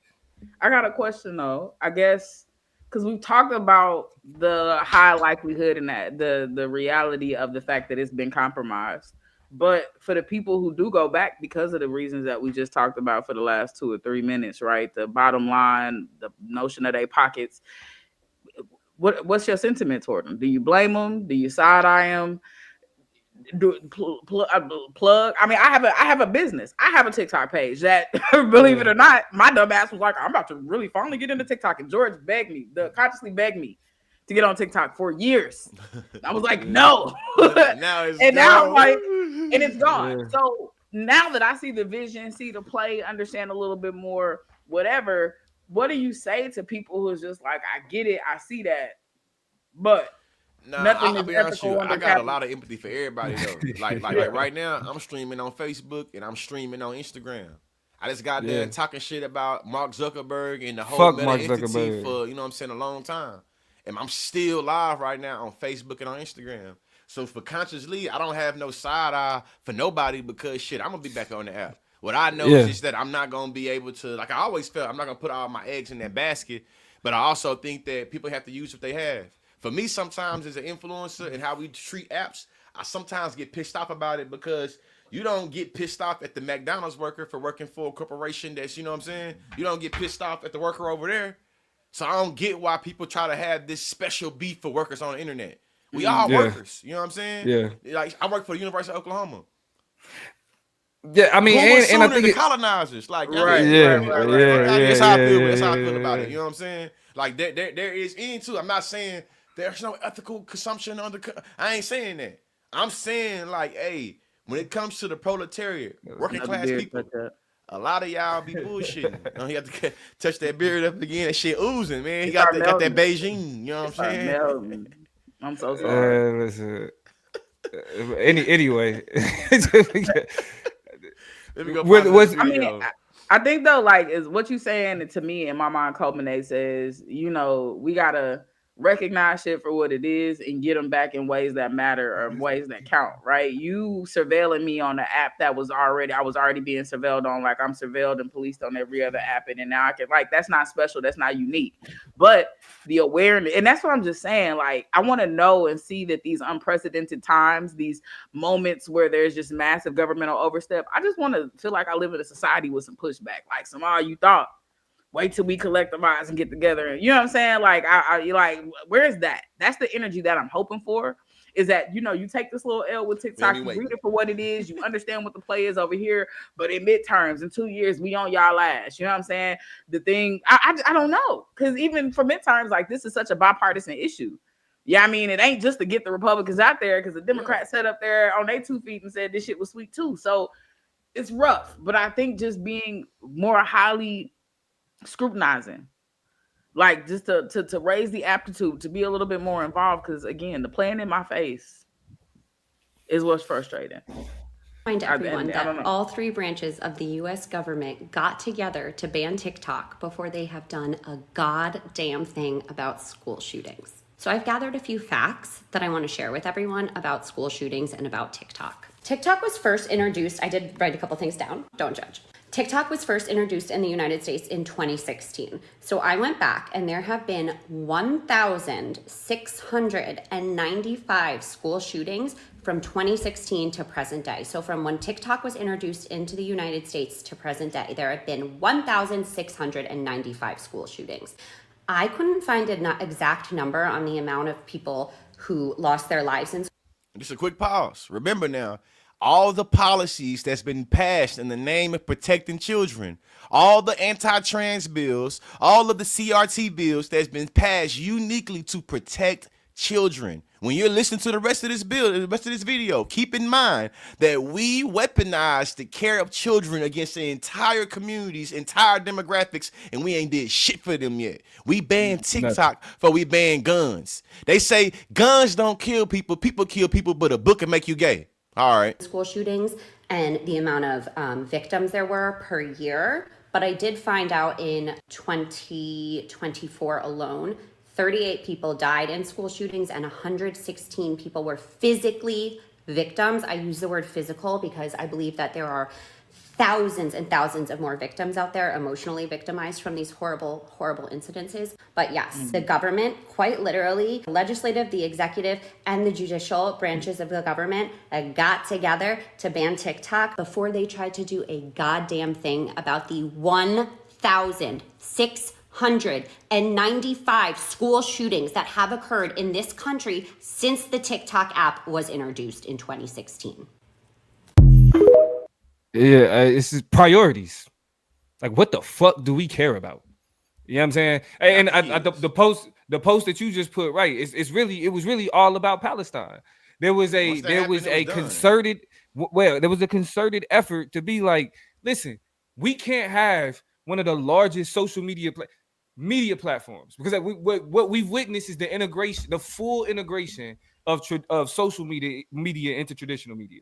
And just like when Toya was saying, it's like, how do you look at people who get back on TikTok or whatever? It's like, to be honest, as much as we gotta wade through misinformation and disinformation and de-information and malinformation in order to get to some facts in social media, fuck traditional media altogether. You know what I'm saying? Yeah. Fuck NBC, fuck CNN, fuck Fox, fuck CBS, fuck like it everything that like corporate media represents. Yeah, it had NBC. They can go as well. Oh, yeah, NBC. All of them could go, because everything about corporate media is sell out. Period. And I more than anything else, and then you got it, Lee. More than anything else, I blame corporate media for Donald Trump. Oh yeah, but I know niggas say social media. No, corporate media is responsible. Yeah, they behind the machine of Donald Trump. I think also that's where we can sprinkle some nuance in here. I would argue that the right and right-wing media became public enemy number one during TikTok time, during the George Floyd, Ahmaud Arbery, Breonna Taylor time. At that time right there, we were used to having MSNBC, all these traditional medias be able to manufacture how we think about these tragedies. Once we start seeing people go TikTok live and be able to broadcast what's happening with TikTok uniquely, you feel me? In terms of seeing police beat people up and put tear gas on them, they automatically start creating the distrust for a lot more Americans than they wanted. October 7th, once October 7th and we seen in 4K Palestinians being blown up, the entire Zionist playbook got literally ripped to pieces within 2 or 3 months, because everything you told us about Israel being able to defend itself, about Israel always having the right to exist, does not apply to Palestine or Lebanon or Syria or Iran or anybody that Israel decides to attack. That country obviously does not have the right to exist and does not have the right to defend itself. And that's what happened. Once we start learning about the Nakba, learn about the Palestinian Mandate, learn about the Balfour Declaration, learn about, you feel me, the Antifida. It's like, hey man, like this is too much. And then you had niggas like me talking about it. It was too much. Then you started having it where the media, the Al-Jazeera's, you feel me, the BBC's, the media started coming over here and talking to to niggas uniquely about it. We can't have it right there. And the last thing I say about this is that during the DNC, when it's the first DNC where they invite new media into it, traditional media was some textbook haters. Envious haters, For sure. salty, resentful haters. I'm sorry that you gotta have all this bullshit ass equipment to come in here and the people don't want to interview with you and we got a bigger audience than you. You did it, not us. The reason why you don't have an audience is because you make the people not trust you no more. You do a shit job. You be late. By the time you get to the news, man, TikTok done already moved.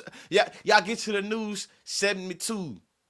5 days later, 72 hours later, a week later, we done already moved on. Y'all trash now. So that's the reason why I think TikTok also became public enemy number one, because it's like, hey, traditional media, the junk food industry, the soft drink industry, you know what I'm saying, the pizza industry, the educating is getting mad. Think about it, man. People, I've seen this comment multiple times. Oh, consciously, I've learned more from you in 3 minutes than I've learned in my entire time in school. Oh, what? Hey, probably 2025, we're going to do a whole bunch of things to education. There's been a whole bunch of people that spent multi-million dollars making sure you don't learn about feminism. But you go to TikTok and see you a whole feminist dissertation, we ain't got time for that. Get it up out of here. And that's what's happening, you feel me? So here's like a parallel in hip hop to where we know how traditional media feels about new media, right? Cameron and Elliott Wilson. Elliott Wilson, who's like a hip hop. I mean, most people be familiar with him. If y'all seen his face, y'all know what I'm talking about. I think he worked with Vibe or The Source or one of them. But he's a hip hop journalist, and he's been doing journalism for years. And I forget what podcast he was on. Rory and Maul podcast, and he straight up just started shit. Like, he sounded like he had a little something to drink. I ain't gonna lie, but he just straight up started shitting on podcasters. He started shit, and then fucked around and specifically mentioned Cam and Mace.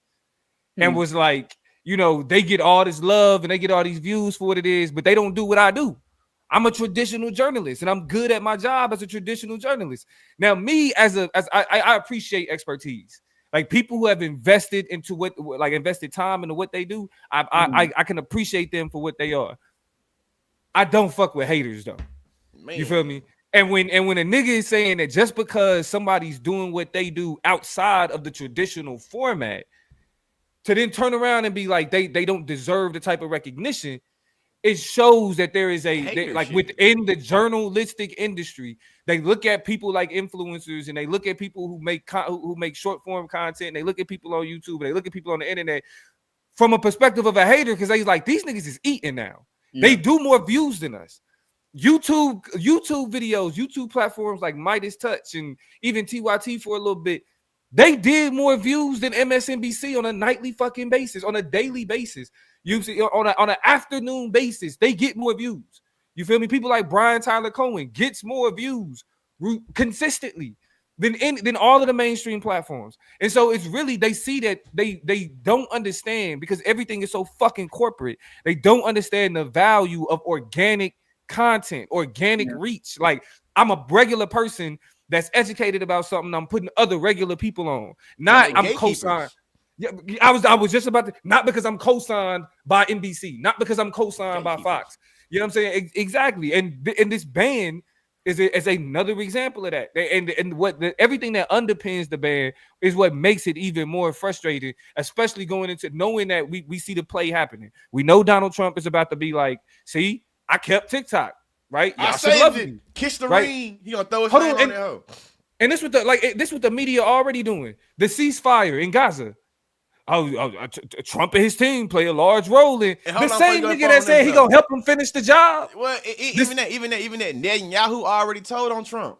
Yeah. Netanyahu told on Trump today. He did a press conference. They asked him about the ceasefire. Netanyahu said with his whole entire chest that him and Trump made an agreement that the ceasefire temporary. Period. So though him and Biden saying it's a 3-phase, you know what I'm saying? And in my mind, when I was reading that shit, like this 3 phases seemed like a lot of stipulations. So if one thing don't go right, technically the ceasefire to cease to exist because you broke the ceasefire. You feel me? And I'm already seeing that in phase 1, y'all trying to make sure that Hamas returns all of the goddamn Israeli hostages, but you ain't starting to get into release Palestinian hostages to phase 2.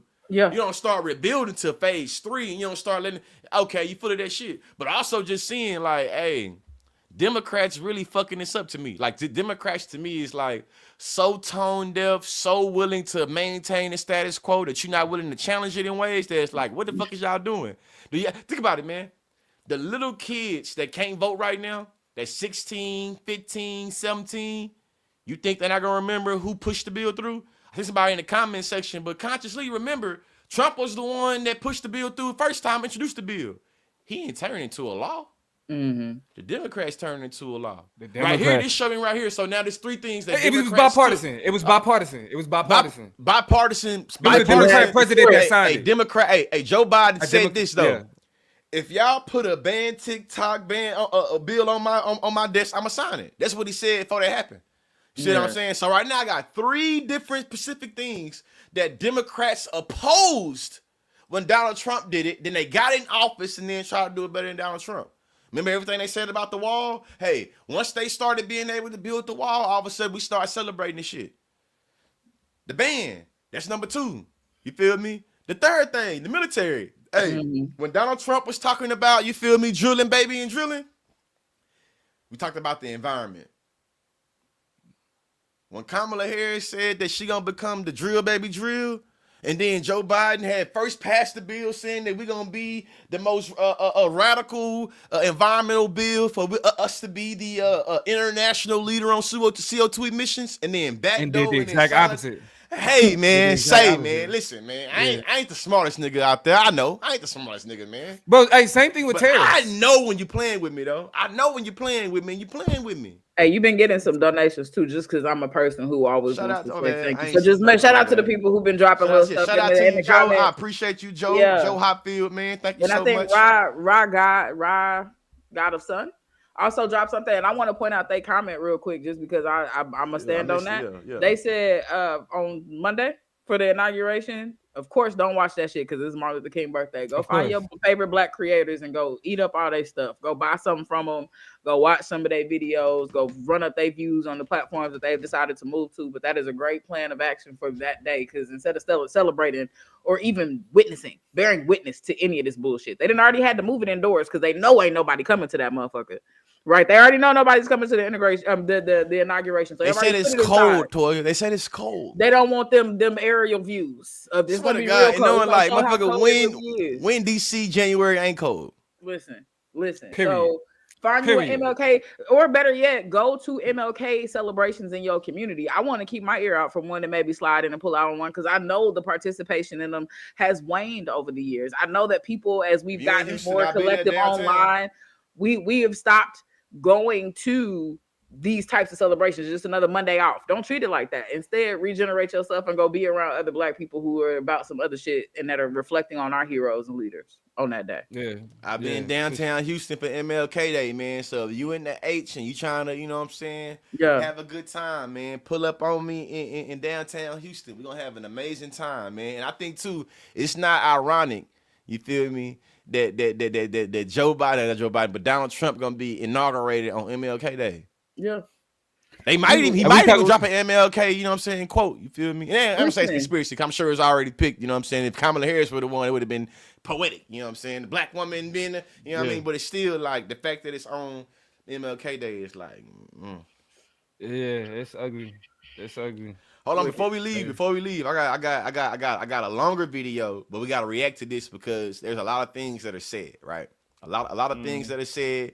We also got 1,800 people where are here. we going after TikTok closes down? Because I think y'all are missing the point. Loud reminder here that over 10 years, we have never seen a more politically divided system than we have today. Left versus right. But there's one thing over the past 10 years, one thing that both sides of the aisle have unanimously and quickly agreed upon, the banning of TikTok. They say it's because of national security, but we have many politicians on this app using it right now. They specifically said in their hearing on Friday that they were worried about young people growing up and then ending up in positions of power in the government with TikTok having their data.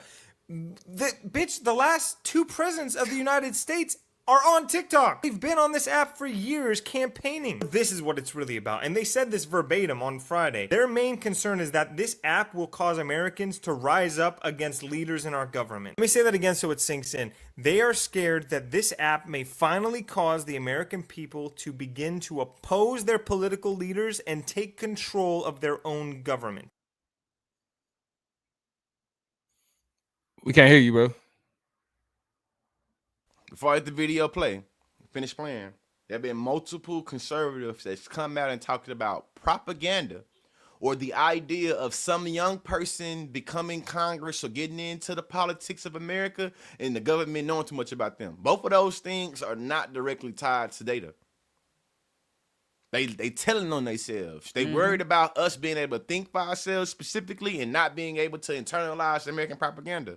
So this dude cooking, let him cook. They're already seeing it happen and they need it to stop, okay? Not a coincidence that the ban goes into effect on January 19th, literally the day before power shifts in the White House. Not a coincidence that they packaged the TikTok ban with a bill that provided over $10 billion of foreign humanitarian aid to further incentivize members of Congress to vote for the banning of TikTok. Real fast, Toya Damo, what are y'all thoughts on the packaging of the humanitarian aid with the TikTok ban? Yeah, that's classic. That's classic. Really, just political bullshit. You feel me? Like we can say, oh, they're against this particular policy but we're not gonna say we slid some bullshit in there, and that's why niggas ain't really trying to vote for it. You feel me? And so it's like it creates it's a forced justification. It's an artificial justification. You know what I mean? Because y'all could have did that bill and put the TikTok shit in something else. It didn't need to be in that. You know what I mean? So to insulate themselves from criticism, it's like, well, we had to pass it because no, the fuck you didn't, bro. Again, another example of them playing in our face. Another example of them playing in our face. I think a lot of the shady shit that happens in our society happens under this kind of lens of like a red herring, right? We know in communication and argumentation, we know that red herring fallacies are kind of like the look over there fallacy, right? The argument or the attempt to try to make or to inflate this issue or to make it bigger so that you are missing the rest of the heart of the substance of what is really should be kind of grappled with or interrogated. I feel like the same thing is happening with this whole humanitarian aid being snuck in, because as important as TikTok is, when we look at the level of prioritization, I'm pretty sure the people riding hard for Gaza would have gotten TikTok out of there in a heartbeat if it meant that we were actually going to make some meaningful progress in that direction. It would have been a sacrifice we've been willing to make because we got all these other platforms. So what do? Focus on TikTok so we can play games with you over here, right? Focus on this thing, the big shiny thing, the thing that will get you encapsulated and get you the most outraged that you can most easily talk about and share about and be outraged with your friends, so we can kind of slide this other thing over here, right? I dare to believe a lot of our real lives and the material realities that we are disagree with are part and parcel with policies that on the surface seem like it had nothing to do with that shit. And then here we are. Right. This is the reason why people were so perplexed about why their taxes are going up. It's because while you were paying attention to these components of what Trump was talking about in tax policy and other legislation and shit like that, he'd been slipping in these tax cuts and all, you know what I'm saying, through the back door. This is the machinations of the system and how it works. Right. We bring y'all back to the table. We say we're not going to take y'all up on the deal, and we are able to imagine all of this random ass shit to sneak into the bill that we can negotiate around. as long as this top level thing that we sell to the public is something that is amenable or desirable enough to enough people. It's game. Right. Game. Hey, and shout out to you, Jen Hella Ratty Lum. All accusations are definitely confessions, especially when it comes to these old politics. And here's the gotcha about this humanitarian aid. What does it mean for Joe Biden to already had pushed this ceasefire? Well, your alleged goal is to have a permanent ceasefire, but you give humanitarian aid specifically to Israel that you're not gonna buy weapons with, or you gave them weapons though. You said ceasefire that supposedly has the potential to be permanent, but you already gave them more money to buy more bombs. Come on. For fucking what, bro? It's the part right here. I mean, we know why, but it's like, what? Like, do y'all think we stupid? Like, what? Come on, man. And that's the part that is like, so why y'all playing? Why y'all playing, man? It's this video, you know what I'm saying, finish out. Because Buddy got a few more, you know what I'm saying, points to make.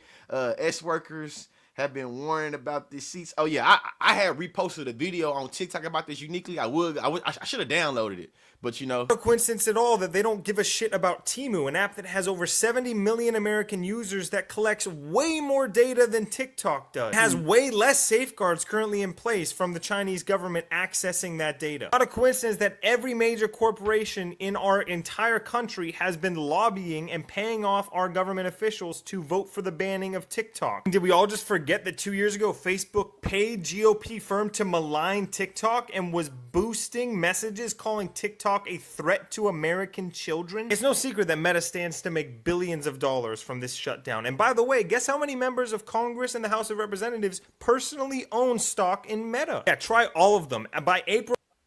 Ain't inside trading. All of them. Ain't that shit illegal? Nope, they made it legal again. It was so Obama tried to put some safeguards in. They got rid of them shits. And now insider trading for politicians is legal again. And with that being said, guys, there are a couple tools out there for you to go get the insight on what these politicians are investing in, and you can damn near mirror their investments. They already got the information. You can mirror the stocks they bought. You can buy them too. Goddamn. Hey, I was about to be like, I saw a TikTok about that, and then I immediately got sad. Never mind. Of last year, Meta was one of the top 10 stocks that members of Congress and the House of Representatives were purchasing. Still think they're just banning TikTok because of China reasons? Zoom out even further. TikTok is not just a danger to our political leaders, and it's not just Meta and Instagram, guys. TikTok is threatening every major corporation in America. It's messing with all of their money. Amazon's biggest competitor is TikTok by far. Netflix, streaming services are all competing with TikTok now. They're fighting for your entertainment hours. Every hour you spend on TikTok, you're not spending watching one of their shows. And the numbers prove that. Streaming has declined drastically over the last 5 years in the United States. Hollywood is absolutely screwed now. We've completely changed that industry. I mean, even look at how we interact with celebrities and movie stars now. We're totally disillusioned with all of it. We used to treat TV stars and movie personalities like they were figures to worship. Now, we don't let them get away with anything. And that's the reason why I believe, too, not a lot of celebrities is coming out and reacting the way that we're reacting to TikTok, because though a lot of them making a lot of money on TikTok, you know, though a lot of them has been able to, you know, re-kickstart off their career on TikTok, people like Jason Derulo, you're not going to hear them talking about saving TikTok because we make competition. You feel me? A lot of them look, what I learned is that a lot of old school celebrities, a lot of, you feel me, people we grew up watching TV, they can't stand us new influencers, us creators, us TikTokers, us YouTubers, us Instagrammers. You feel what I'm saying? They feel like they have to work harder. You know what I'm saying? Apparently, building a following of millions of people is easy. You know what I'm saying? Apparently, being able to get strangers to identify with you and you not having some glitz and glamour producers and writers and makeup, you feel me? Apparently, that's easy. You know what I mean? But it's something to really think about. And the last thing I say about this is that we live in the attention economy. We live in an attention economy. Yeah. I'm very grateful for all the attention y'all have given me, that I've been able to literally turn into capital. Your time, your energy, your effort, all that is a part of the attention economy. What this man talking about is that Netflix, Hulu, Hollywood, a lot of them lost economically because they lost attention. So the TikTok ban allows them to take out attention. Look, that's it. All it took is one viral expose on the motherfucker, and whether it's a movie, whether it's a product, whatever. Niggas is like, I'm not fucking with it. I'm not fucking with it. That, and I mean, think about it. I've lost 44 minutes on TikTok before. That's the length of an episode in a series.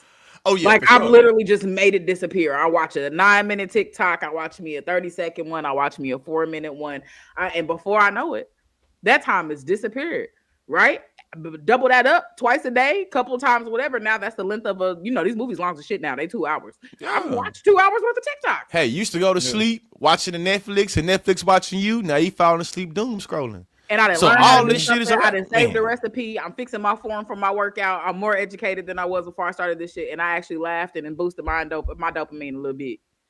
Right before I respect the Instagram reels don't hit the way that TikTok For You page do, man. It just don't. Instagram reels don't hit, and YouTube shorts don't hit. It's not the same. Yeah, I never see myself doom scrolling on it. I see myself scrolling a couple of times and being like, I'll do something else. TikTok could be like, all right, bro, set a timer, bro. You gotta stop scrolling at this time because you're doing too much. You got other work to do. You gotta go to sleep, bro. You got shit to do. You know what I'm saying? And like I said, I was a TikTok holdout, so I was on Reels. Really thought I was doing something, then really finally started gravitating toward TikTok, and I was like, "That's." Hold on for the video and play. Hold on, you said something now. Hold on, you gotta say something. Hold on, real quick. You just said something now that really had me. Hold on. Yeah. So you just said something made me think about this, man. To all of the late comers to TikTok, y'all owe a lot of us some apologies, man. Including, Toya didn't go as hard as other people did. You feel me? My wife used to talk shit about TikTok. Now look at her. You feel me? I'm gonna get my next TikTok video at type shit. You feel me? It's a lot of y'all that uniquely talk shit about TikTok that became king TikTokers. My nigga, you'll never monologue at my expense. Let me fight back. Let me stand up for myself. Yeah. Go. I told you, Toya. I said, Toya, come to TikTok, it'll change your life, sis. She like, nah, I don't know. I'm like, Toya, I promise, man, this shit different, it's revolutionary. Let me stand up for myself. The reason, my justification for not getting on TikTok was not an antagonism or a criticism of TikTok itself.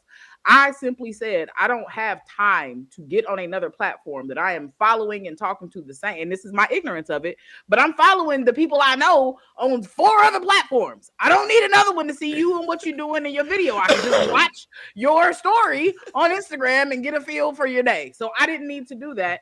On top of that, like, I have a business. I have, I'm a professional speaker. I'm a leadership development specialist. I want to brand it and get it out there, but I didn't really understand how to take such a big open and make it narrow to say things that people cared about, to not make TikTok money, but to get that to translate into bookings for me to actually do the job that I was doing outside of social media. I could not make the connection, so I decided to step away. TikTok is a great platform. I just didn't know where I fit in it. But how many times I hold the camera for you, nigga? How many times did I watch drafts? How many times I don't play? I shook my ass on your TikTok. I don't shake my ass for nobody. Definitely. Listen, if it was anybody that talks shit about TikTok, and I mean, because I'm being respectful to how niggas feel about losing the platform because niggas fucked with it. Yeah. In a lot of ways, TikTok was a terrible place. I'm gonna just keep it a stack. TikTok Live was the weirdest fucking environment. Now I'm used to YouTube Live, even a little bit Instagram Live. You feel me? And like so I know how those communities operate. And you can find some strange places or whatever, but YouTube, like what we on now, these types of panels, they more so be like this, right? Niggas have subject matters that they have these conversations about and shit like that. The trends that emerged from TikTok Live, the fucking NPC shit, bro. Like there was, I don't understand how like one chick doing what was really a fetish. What was really a fetish? Bro, one chick she turned into like a mask, then what was crazy was when that gimmick was gone, then she turned into like a mukbang mass eater and start eating. That is fetish. Picky Doll is a hustler, man. Picky Doll is a hustler. She is. Shout out to a hustler, man. I ain't mad. Bro. It's just no, hold on. Right. I mean, and then just any of the, like, people just sit there posting like, I hate something, debate me on it. And it's like, bro, what the like, what is this place? Then the comment section was so fucking tribalistic. I thought niggas was tribal on YouTube. Listen, when Joe Biden first got elected, I went in on anti-Joe Biden content because I was like, nigga, we holding you accountable. Yeah, you beat Trump, but don't get it twisted, right? So I was making hella like or not really anti-Joe Biden, but like holding his feet to the fire type shit, right? Why did some Democrat liberal chick pull up in my motherfucking comments talking about my manhood? Literally like, oh, you a Trump supporter? You just on here, you just talking bad about Democrats because you kiss Trump ass. You need to be, and this is where it got me.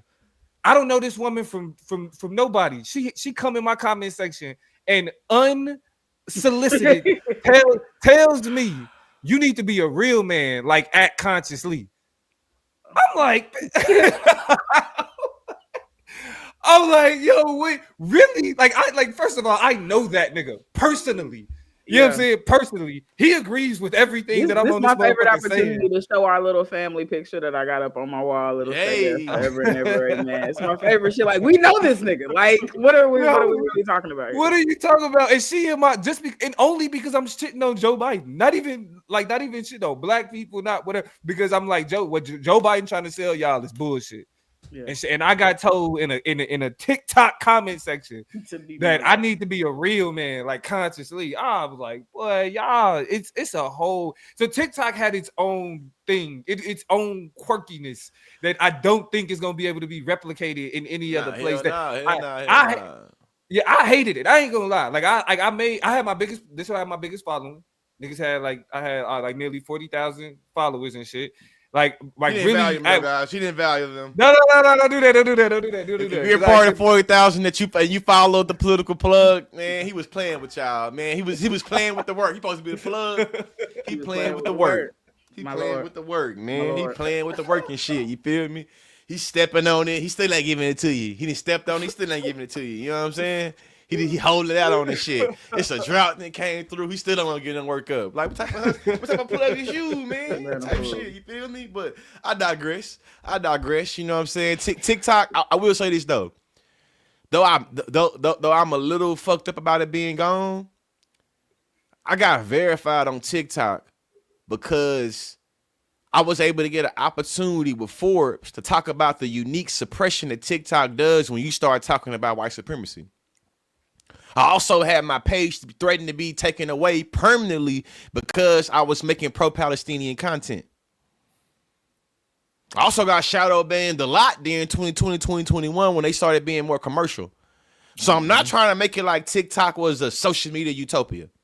I'm not trying to make it like TikTok did not, you know what I'm saying, perpetuate all the isms, racism, sexism, homophobia, classism. Like, it definitely was on there. There was studies that there was research that was done in my early TikTok career that showed that TikTok would purposely suppress content of people that had visible disabilities, people that face wasn't, you know what I'm saying, symmetrical, people that were, you know what I'm saying, fat, people that were too dark skinned. Like, that literally shows. So I'm not making it like TikTok was just, you know what I'm saying, hunky-dory, because I definitely felt the backburner of that shit a lot. As a matter of fact, imagine how I feel when I'm one of the first content creators talking about social issues, just for some white random people start talking about social issues and get astronomically more than what I'm getting, and my following 3 times bigger than this. Mm-hmm. You know what I'm saying? Or shit, I'm still having to shove pennies together, and I got 2 times bigger as your following, and you just got paid $50,000 to do what? You feel me? So it ain't all hunky-dory, you know what I'm saying? TikTok definitely got its issues, and I'm going to always stand on business and critiquing them every day of the week. Absolutely. All I'm saying, though, is TikTok gave my start. So with a relationship type shit is that I got like a love-hate relationship, you feel me, with TikTok. Sometimes I love her, sometimes I don't. You feel me? Sometimes she with me, sometimes tripping with her. But you know what I'm saying? Shit. Sometimes I can't live with her. Sometimes I can't live without her. You know what I'm saying? But she done made me, well, I'm saying, so she didn't help me get to where I'm at today. You know what I'm saying? I appreciate it. You feel me? Helped a lot of people. Last thing I'll say on it is how many viral videos on different platforms started off as TikToks. They tell you everything you need to know. You know, that's something else that, like, Instagram went out of their way to start suppressing your content if it had that watermark on it, because they didn't want none of that stank on it, because they knew that all of the good stuff, every good video that's on and Twitter X platform or a timeline came from TikTok. Everything on Facebook that they get, it originated as a TikTok. So Shout out to everybody who, you know, were Thank able to you. start the conversation with Lee on TikTok. I honestly, earlier this morning, I had to acknowledge the fact that the Chop Up Show wouldn't have where it is. And, you know, we went through ebbs and flows, had listeners, stopped recording, lost a whole bunch of followers, had to start from scratch, got some new followers, new listeners, life happened. We had to, you know what I'm saying? Whatever. But this last kind of wave and push of a lot of supporters of the Chop Up Show came through consciously, who came through TikTok, right? It was y'all showing up who found Lee on TikTok, who's pulling up to the show like, oh, they with you? Oh yeah, we'll get them a listen. We'll tap in with them real quick. You know what I'm saying? So a lot of our followers and a lot of people who said, oh no, I'm on YouTube as well, got they hooking to us because they seen us on a consciously post on TikTok, or seen consciously share a Chop Up post on one of the Instagram pages or something like that, and just kind of do the breadcrumb to get to us. So TikTok was big on that. You know what I'm saying? It really is one of the links in the chain that made the Chop Up Show what it is. If y'all get the chance, you know what I'm saying, make sure y'all follow the show. Make sure y'all stay connected, especially since platforms like YouTube are even more important now that you are losing a place to find, you know, find conversations like us. Follow us on the Chop Up Show real quick. Go ahead and find us on YouTube. Go ahead and find us on the gram so we can stay connected with you and, you know, balance out some of what you're getting. If you like consciously, I think you'll enjoy us too.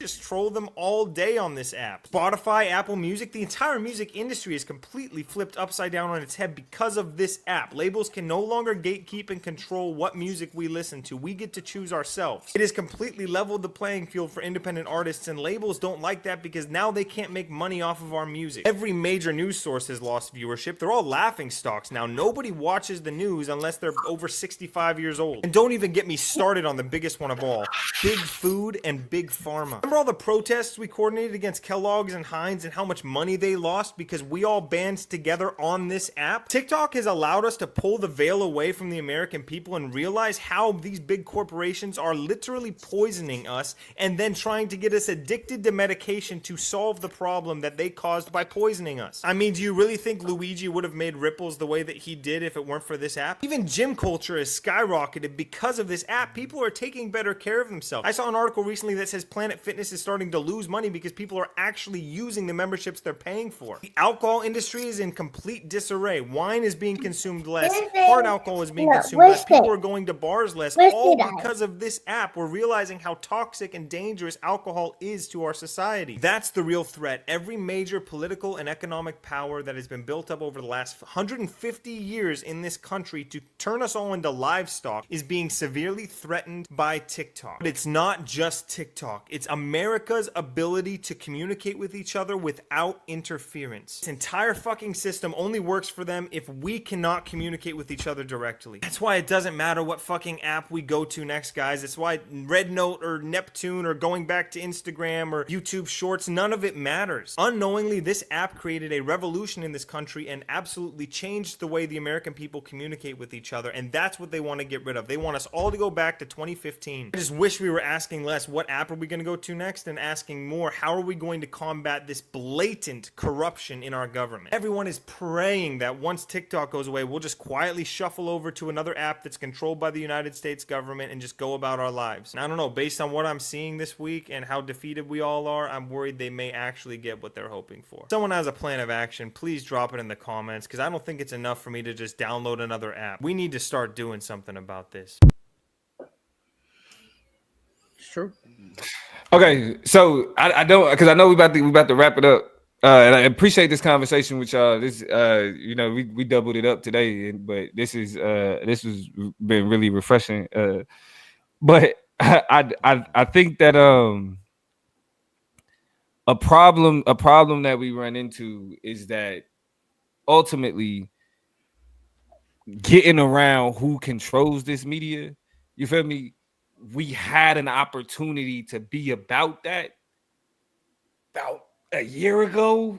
You know what I'm saying? Like before the election.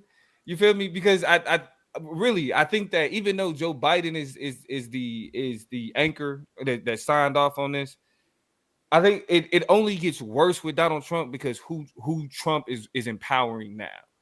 You feel me? Like the fact that all of this, like his name being on the error screen, his relationship with Elon Musk, Jeff Bezos, and Mark Zuckerberg. You feel me? Like this is like, because again, as great as TikTok was in unveiling certain things, what's destructive about progressive places and progressive voices is that they can be cannibalistic, and we spend so much time chewing on, like, you know, what's wrong with all these different things, that the people that justify those things in order to support the people they choose to support end up winning. You feel me? And they're worse. They're much worse off. You feel me? And so I do think that, like, that's a lesson to be learned from TikTok, is like the beauty of it was what it was able to expose, but at the same time, all of those leftist progressive spaces in so many ways ended up tearing down each other in order to make their principled stance, that it undermined some of the important aspects and understanding what was going on with the election. Now, what was happening in Palestine, I can never tell people not to. You feel me? Like, I can say, like, we still need to make sure somebody like Trump don't get elected, but I can never tell niggas to not, you know, be against genocide, or whether we talking Rwanda, or whether we talking the Congo, whether we talking Sudan, you feel me, whether we talking Syria, you feel me, we like, those things had to be discussed, and Joe Biden had to be held to the fire. But I do think, though, one of the things that, if as we transition into this new phase of how we operate on social media, we have to, like, progressives have to do a better job of not you know, ensuring mutually assured destruction because of our principled stances. You feel me? Because, like, that's where we at. Like, we was all fighting on TikTok about a whole bunch of different shit, and now TikTok gone, and we all like, damn. What the fuck do we do? That's a bar right there. That's a bar right there. We was all arguing with each other on TikTok about bullshit, and now TikTok is gone. And when it come back, it ain't gonna come back the same. And I think that people don't really recognize how different TikTok is. So I'm gonna play this last video before we get up out of here. But I think it's something that y'all should really sit with, because I think it really captures the uniqueness that TikTok had, not only in terms of the algorithm, but in terms understand of why TikTok's actually getting banned. Don't look at who owns it. Look at how the app is designed. If you look at the stitch feature or the duet feature or the blue hyperlinks in the comments, TikTok is fundamentally different from Instagram or YouTube because the user interface is meant to encourage participatory discussion across broad groups of people. I post videos across all three apps, and TikTok is the only one where I regularly see people responding to my videos with their videos. The other apps just don't have that infrastructure, so those conversations don't happen. Even the algorithm tends to be more experimental, meaning that TikTok pushes intra-platform trends to drive discussion in a way that Instagram and YouTube just don't.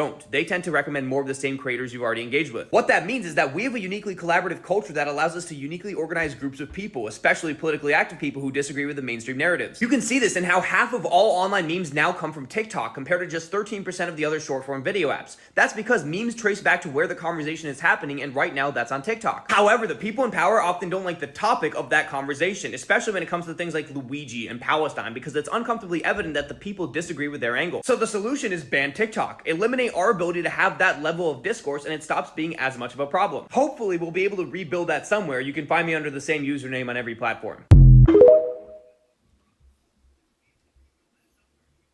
That was nice. That was I kind of, you kind of peeped that, like, when we say how different TikTok is, we kind of peeped that, but that was the first time I heard it, like, more broken down, more in a more informative way. Duet and video, Stitch incoming, right? All of these just small things that we are able to create a tapestry and a patchwork of conversation to really build and evolve things. Even because Instagram does a very lazy job at it. It like exists and it's clunky and messed up. The video responses in the comments, right? Where you could post a response to it. I see that I got 3 different platforms that I have, or accounts or whatever. I think I can only do it on one. You know what I'm saying? It's not even, they don't roll out all of the features to all of the users at the same time. So it's really them trying to beta test and trying to see and whatever, instead of making a commitment to doing shit that clearly works. You can't even cheat right. You know what I'm saying? So, like, it's unfortunate, but very muchly on that, you know, in terms of that, even on the share button, you press share and it's 1,000 different ways. Do you want to repost it? Do you like, it's just, the ability to get that information out there and replicate it is just is easy peasy. So and that's the reason why I don't want that. That's the reason why it's done. I feel like that's the reason why I think so many people are being like, they can reverse engineer it. We can create our own TikTok. It's like, nah, listen, man. The rule is, if they could, they would. If you don't have the same capital of Mark Zuckerberg or the same capital of Elon Musk, there's no reason for you to believe you will be more capable with your small resources than they is with all the resources they have. Yeah. If they could, they would.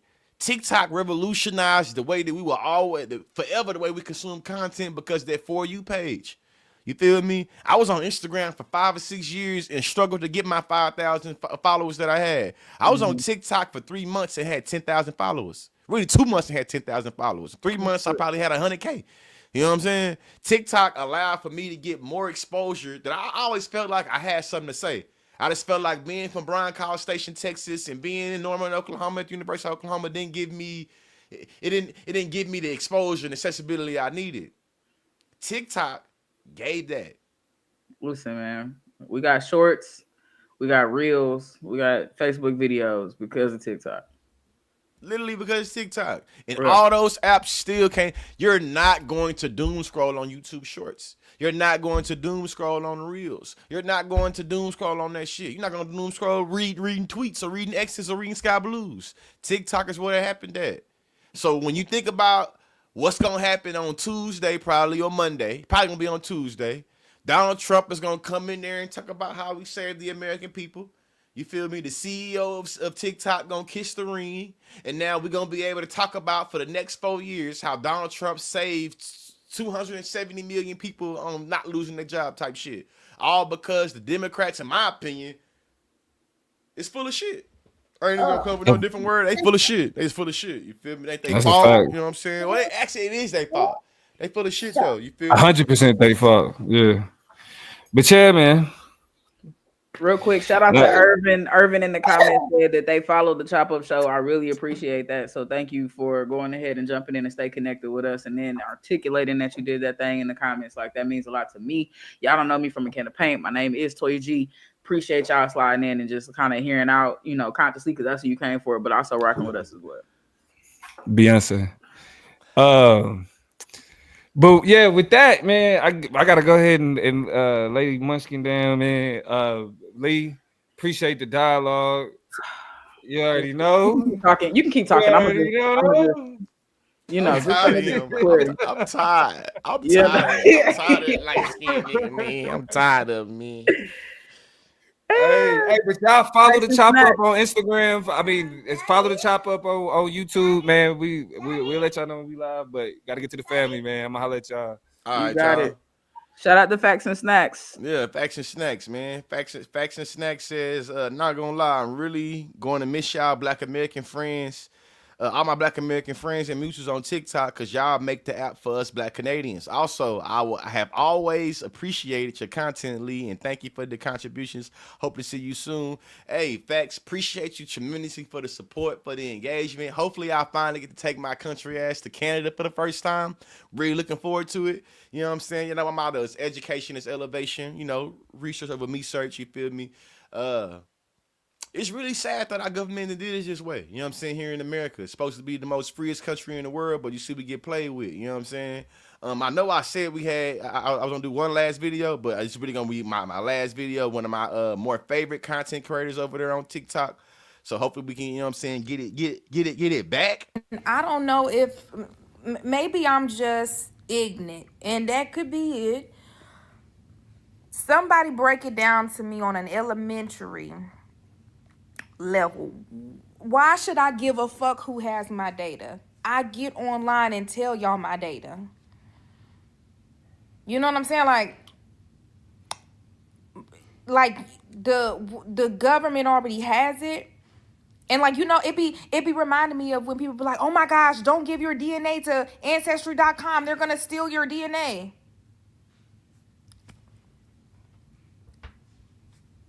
I don't care.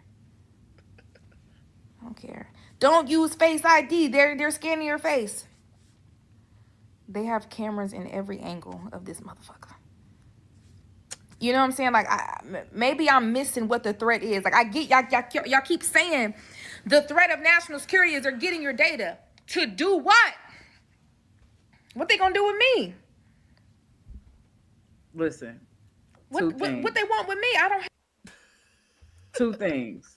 One, I guarantee the data that they are collecting is shit we don't even know exists that they got on us.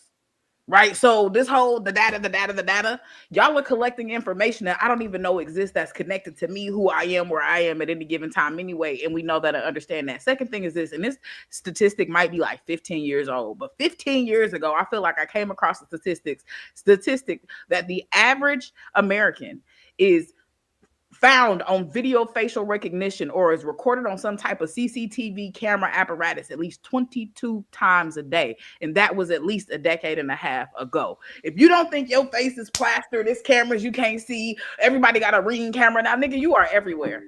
Your face is everywhere. So the fact that you slid it over the iPhone real quick for your own convenience so you can get in your phone quick and can't nobody else get it when you leave it on the counter at the grocery store, I just don't understand what the disadvantage is to that. Same thing with DNA. Right? Who knows? The doctor taking a little. Who that is? What's that? I'm just showing why you talking. This is the man in the glasses is my Uncle Robert. Yeah. The other nigga is my daddy.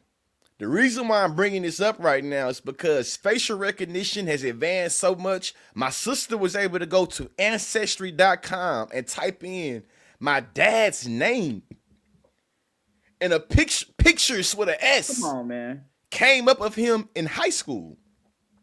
I can show you a picture of my grandma, you feel me, that graduated high school in 1970s because they typed my sister typed her name in on ancestry.com and it gave her the information. It gave her a face.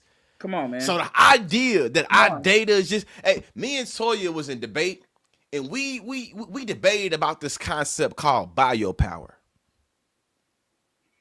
And the white dudes that gave us this lexicon around biopower, they was writing about that shit 200 years long ago.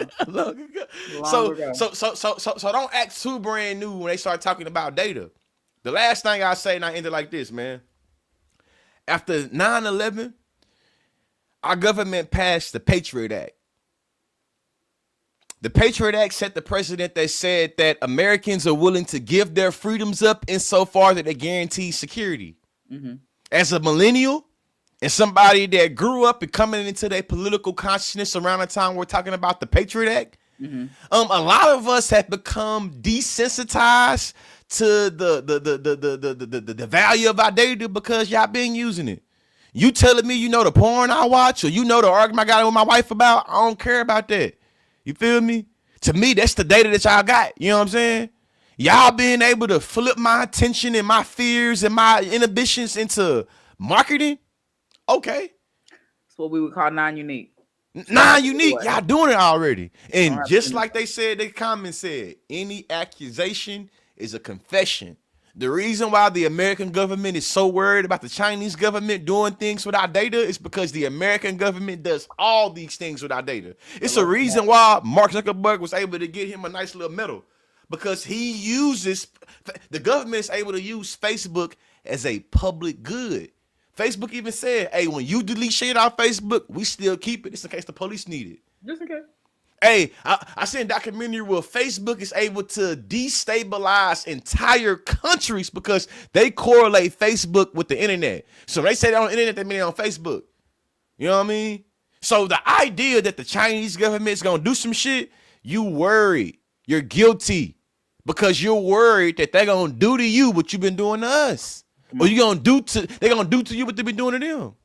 But us Americans, non-unique. Y'all been watching our data, reading our emails, looking at our text messages, looking at our bio data since 2001. Matter of fact, I like to greet my CIA agent this evening. I hope you're doing well. Did you see the Chiefs game? We won. We're going to the conference finals again, and the Lions not. So I hope you're not a Lions fan. But you know, to my CIA and FBI investigators, has been tasked to my file.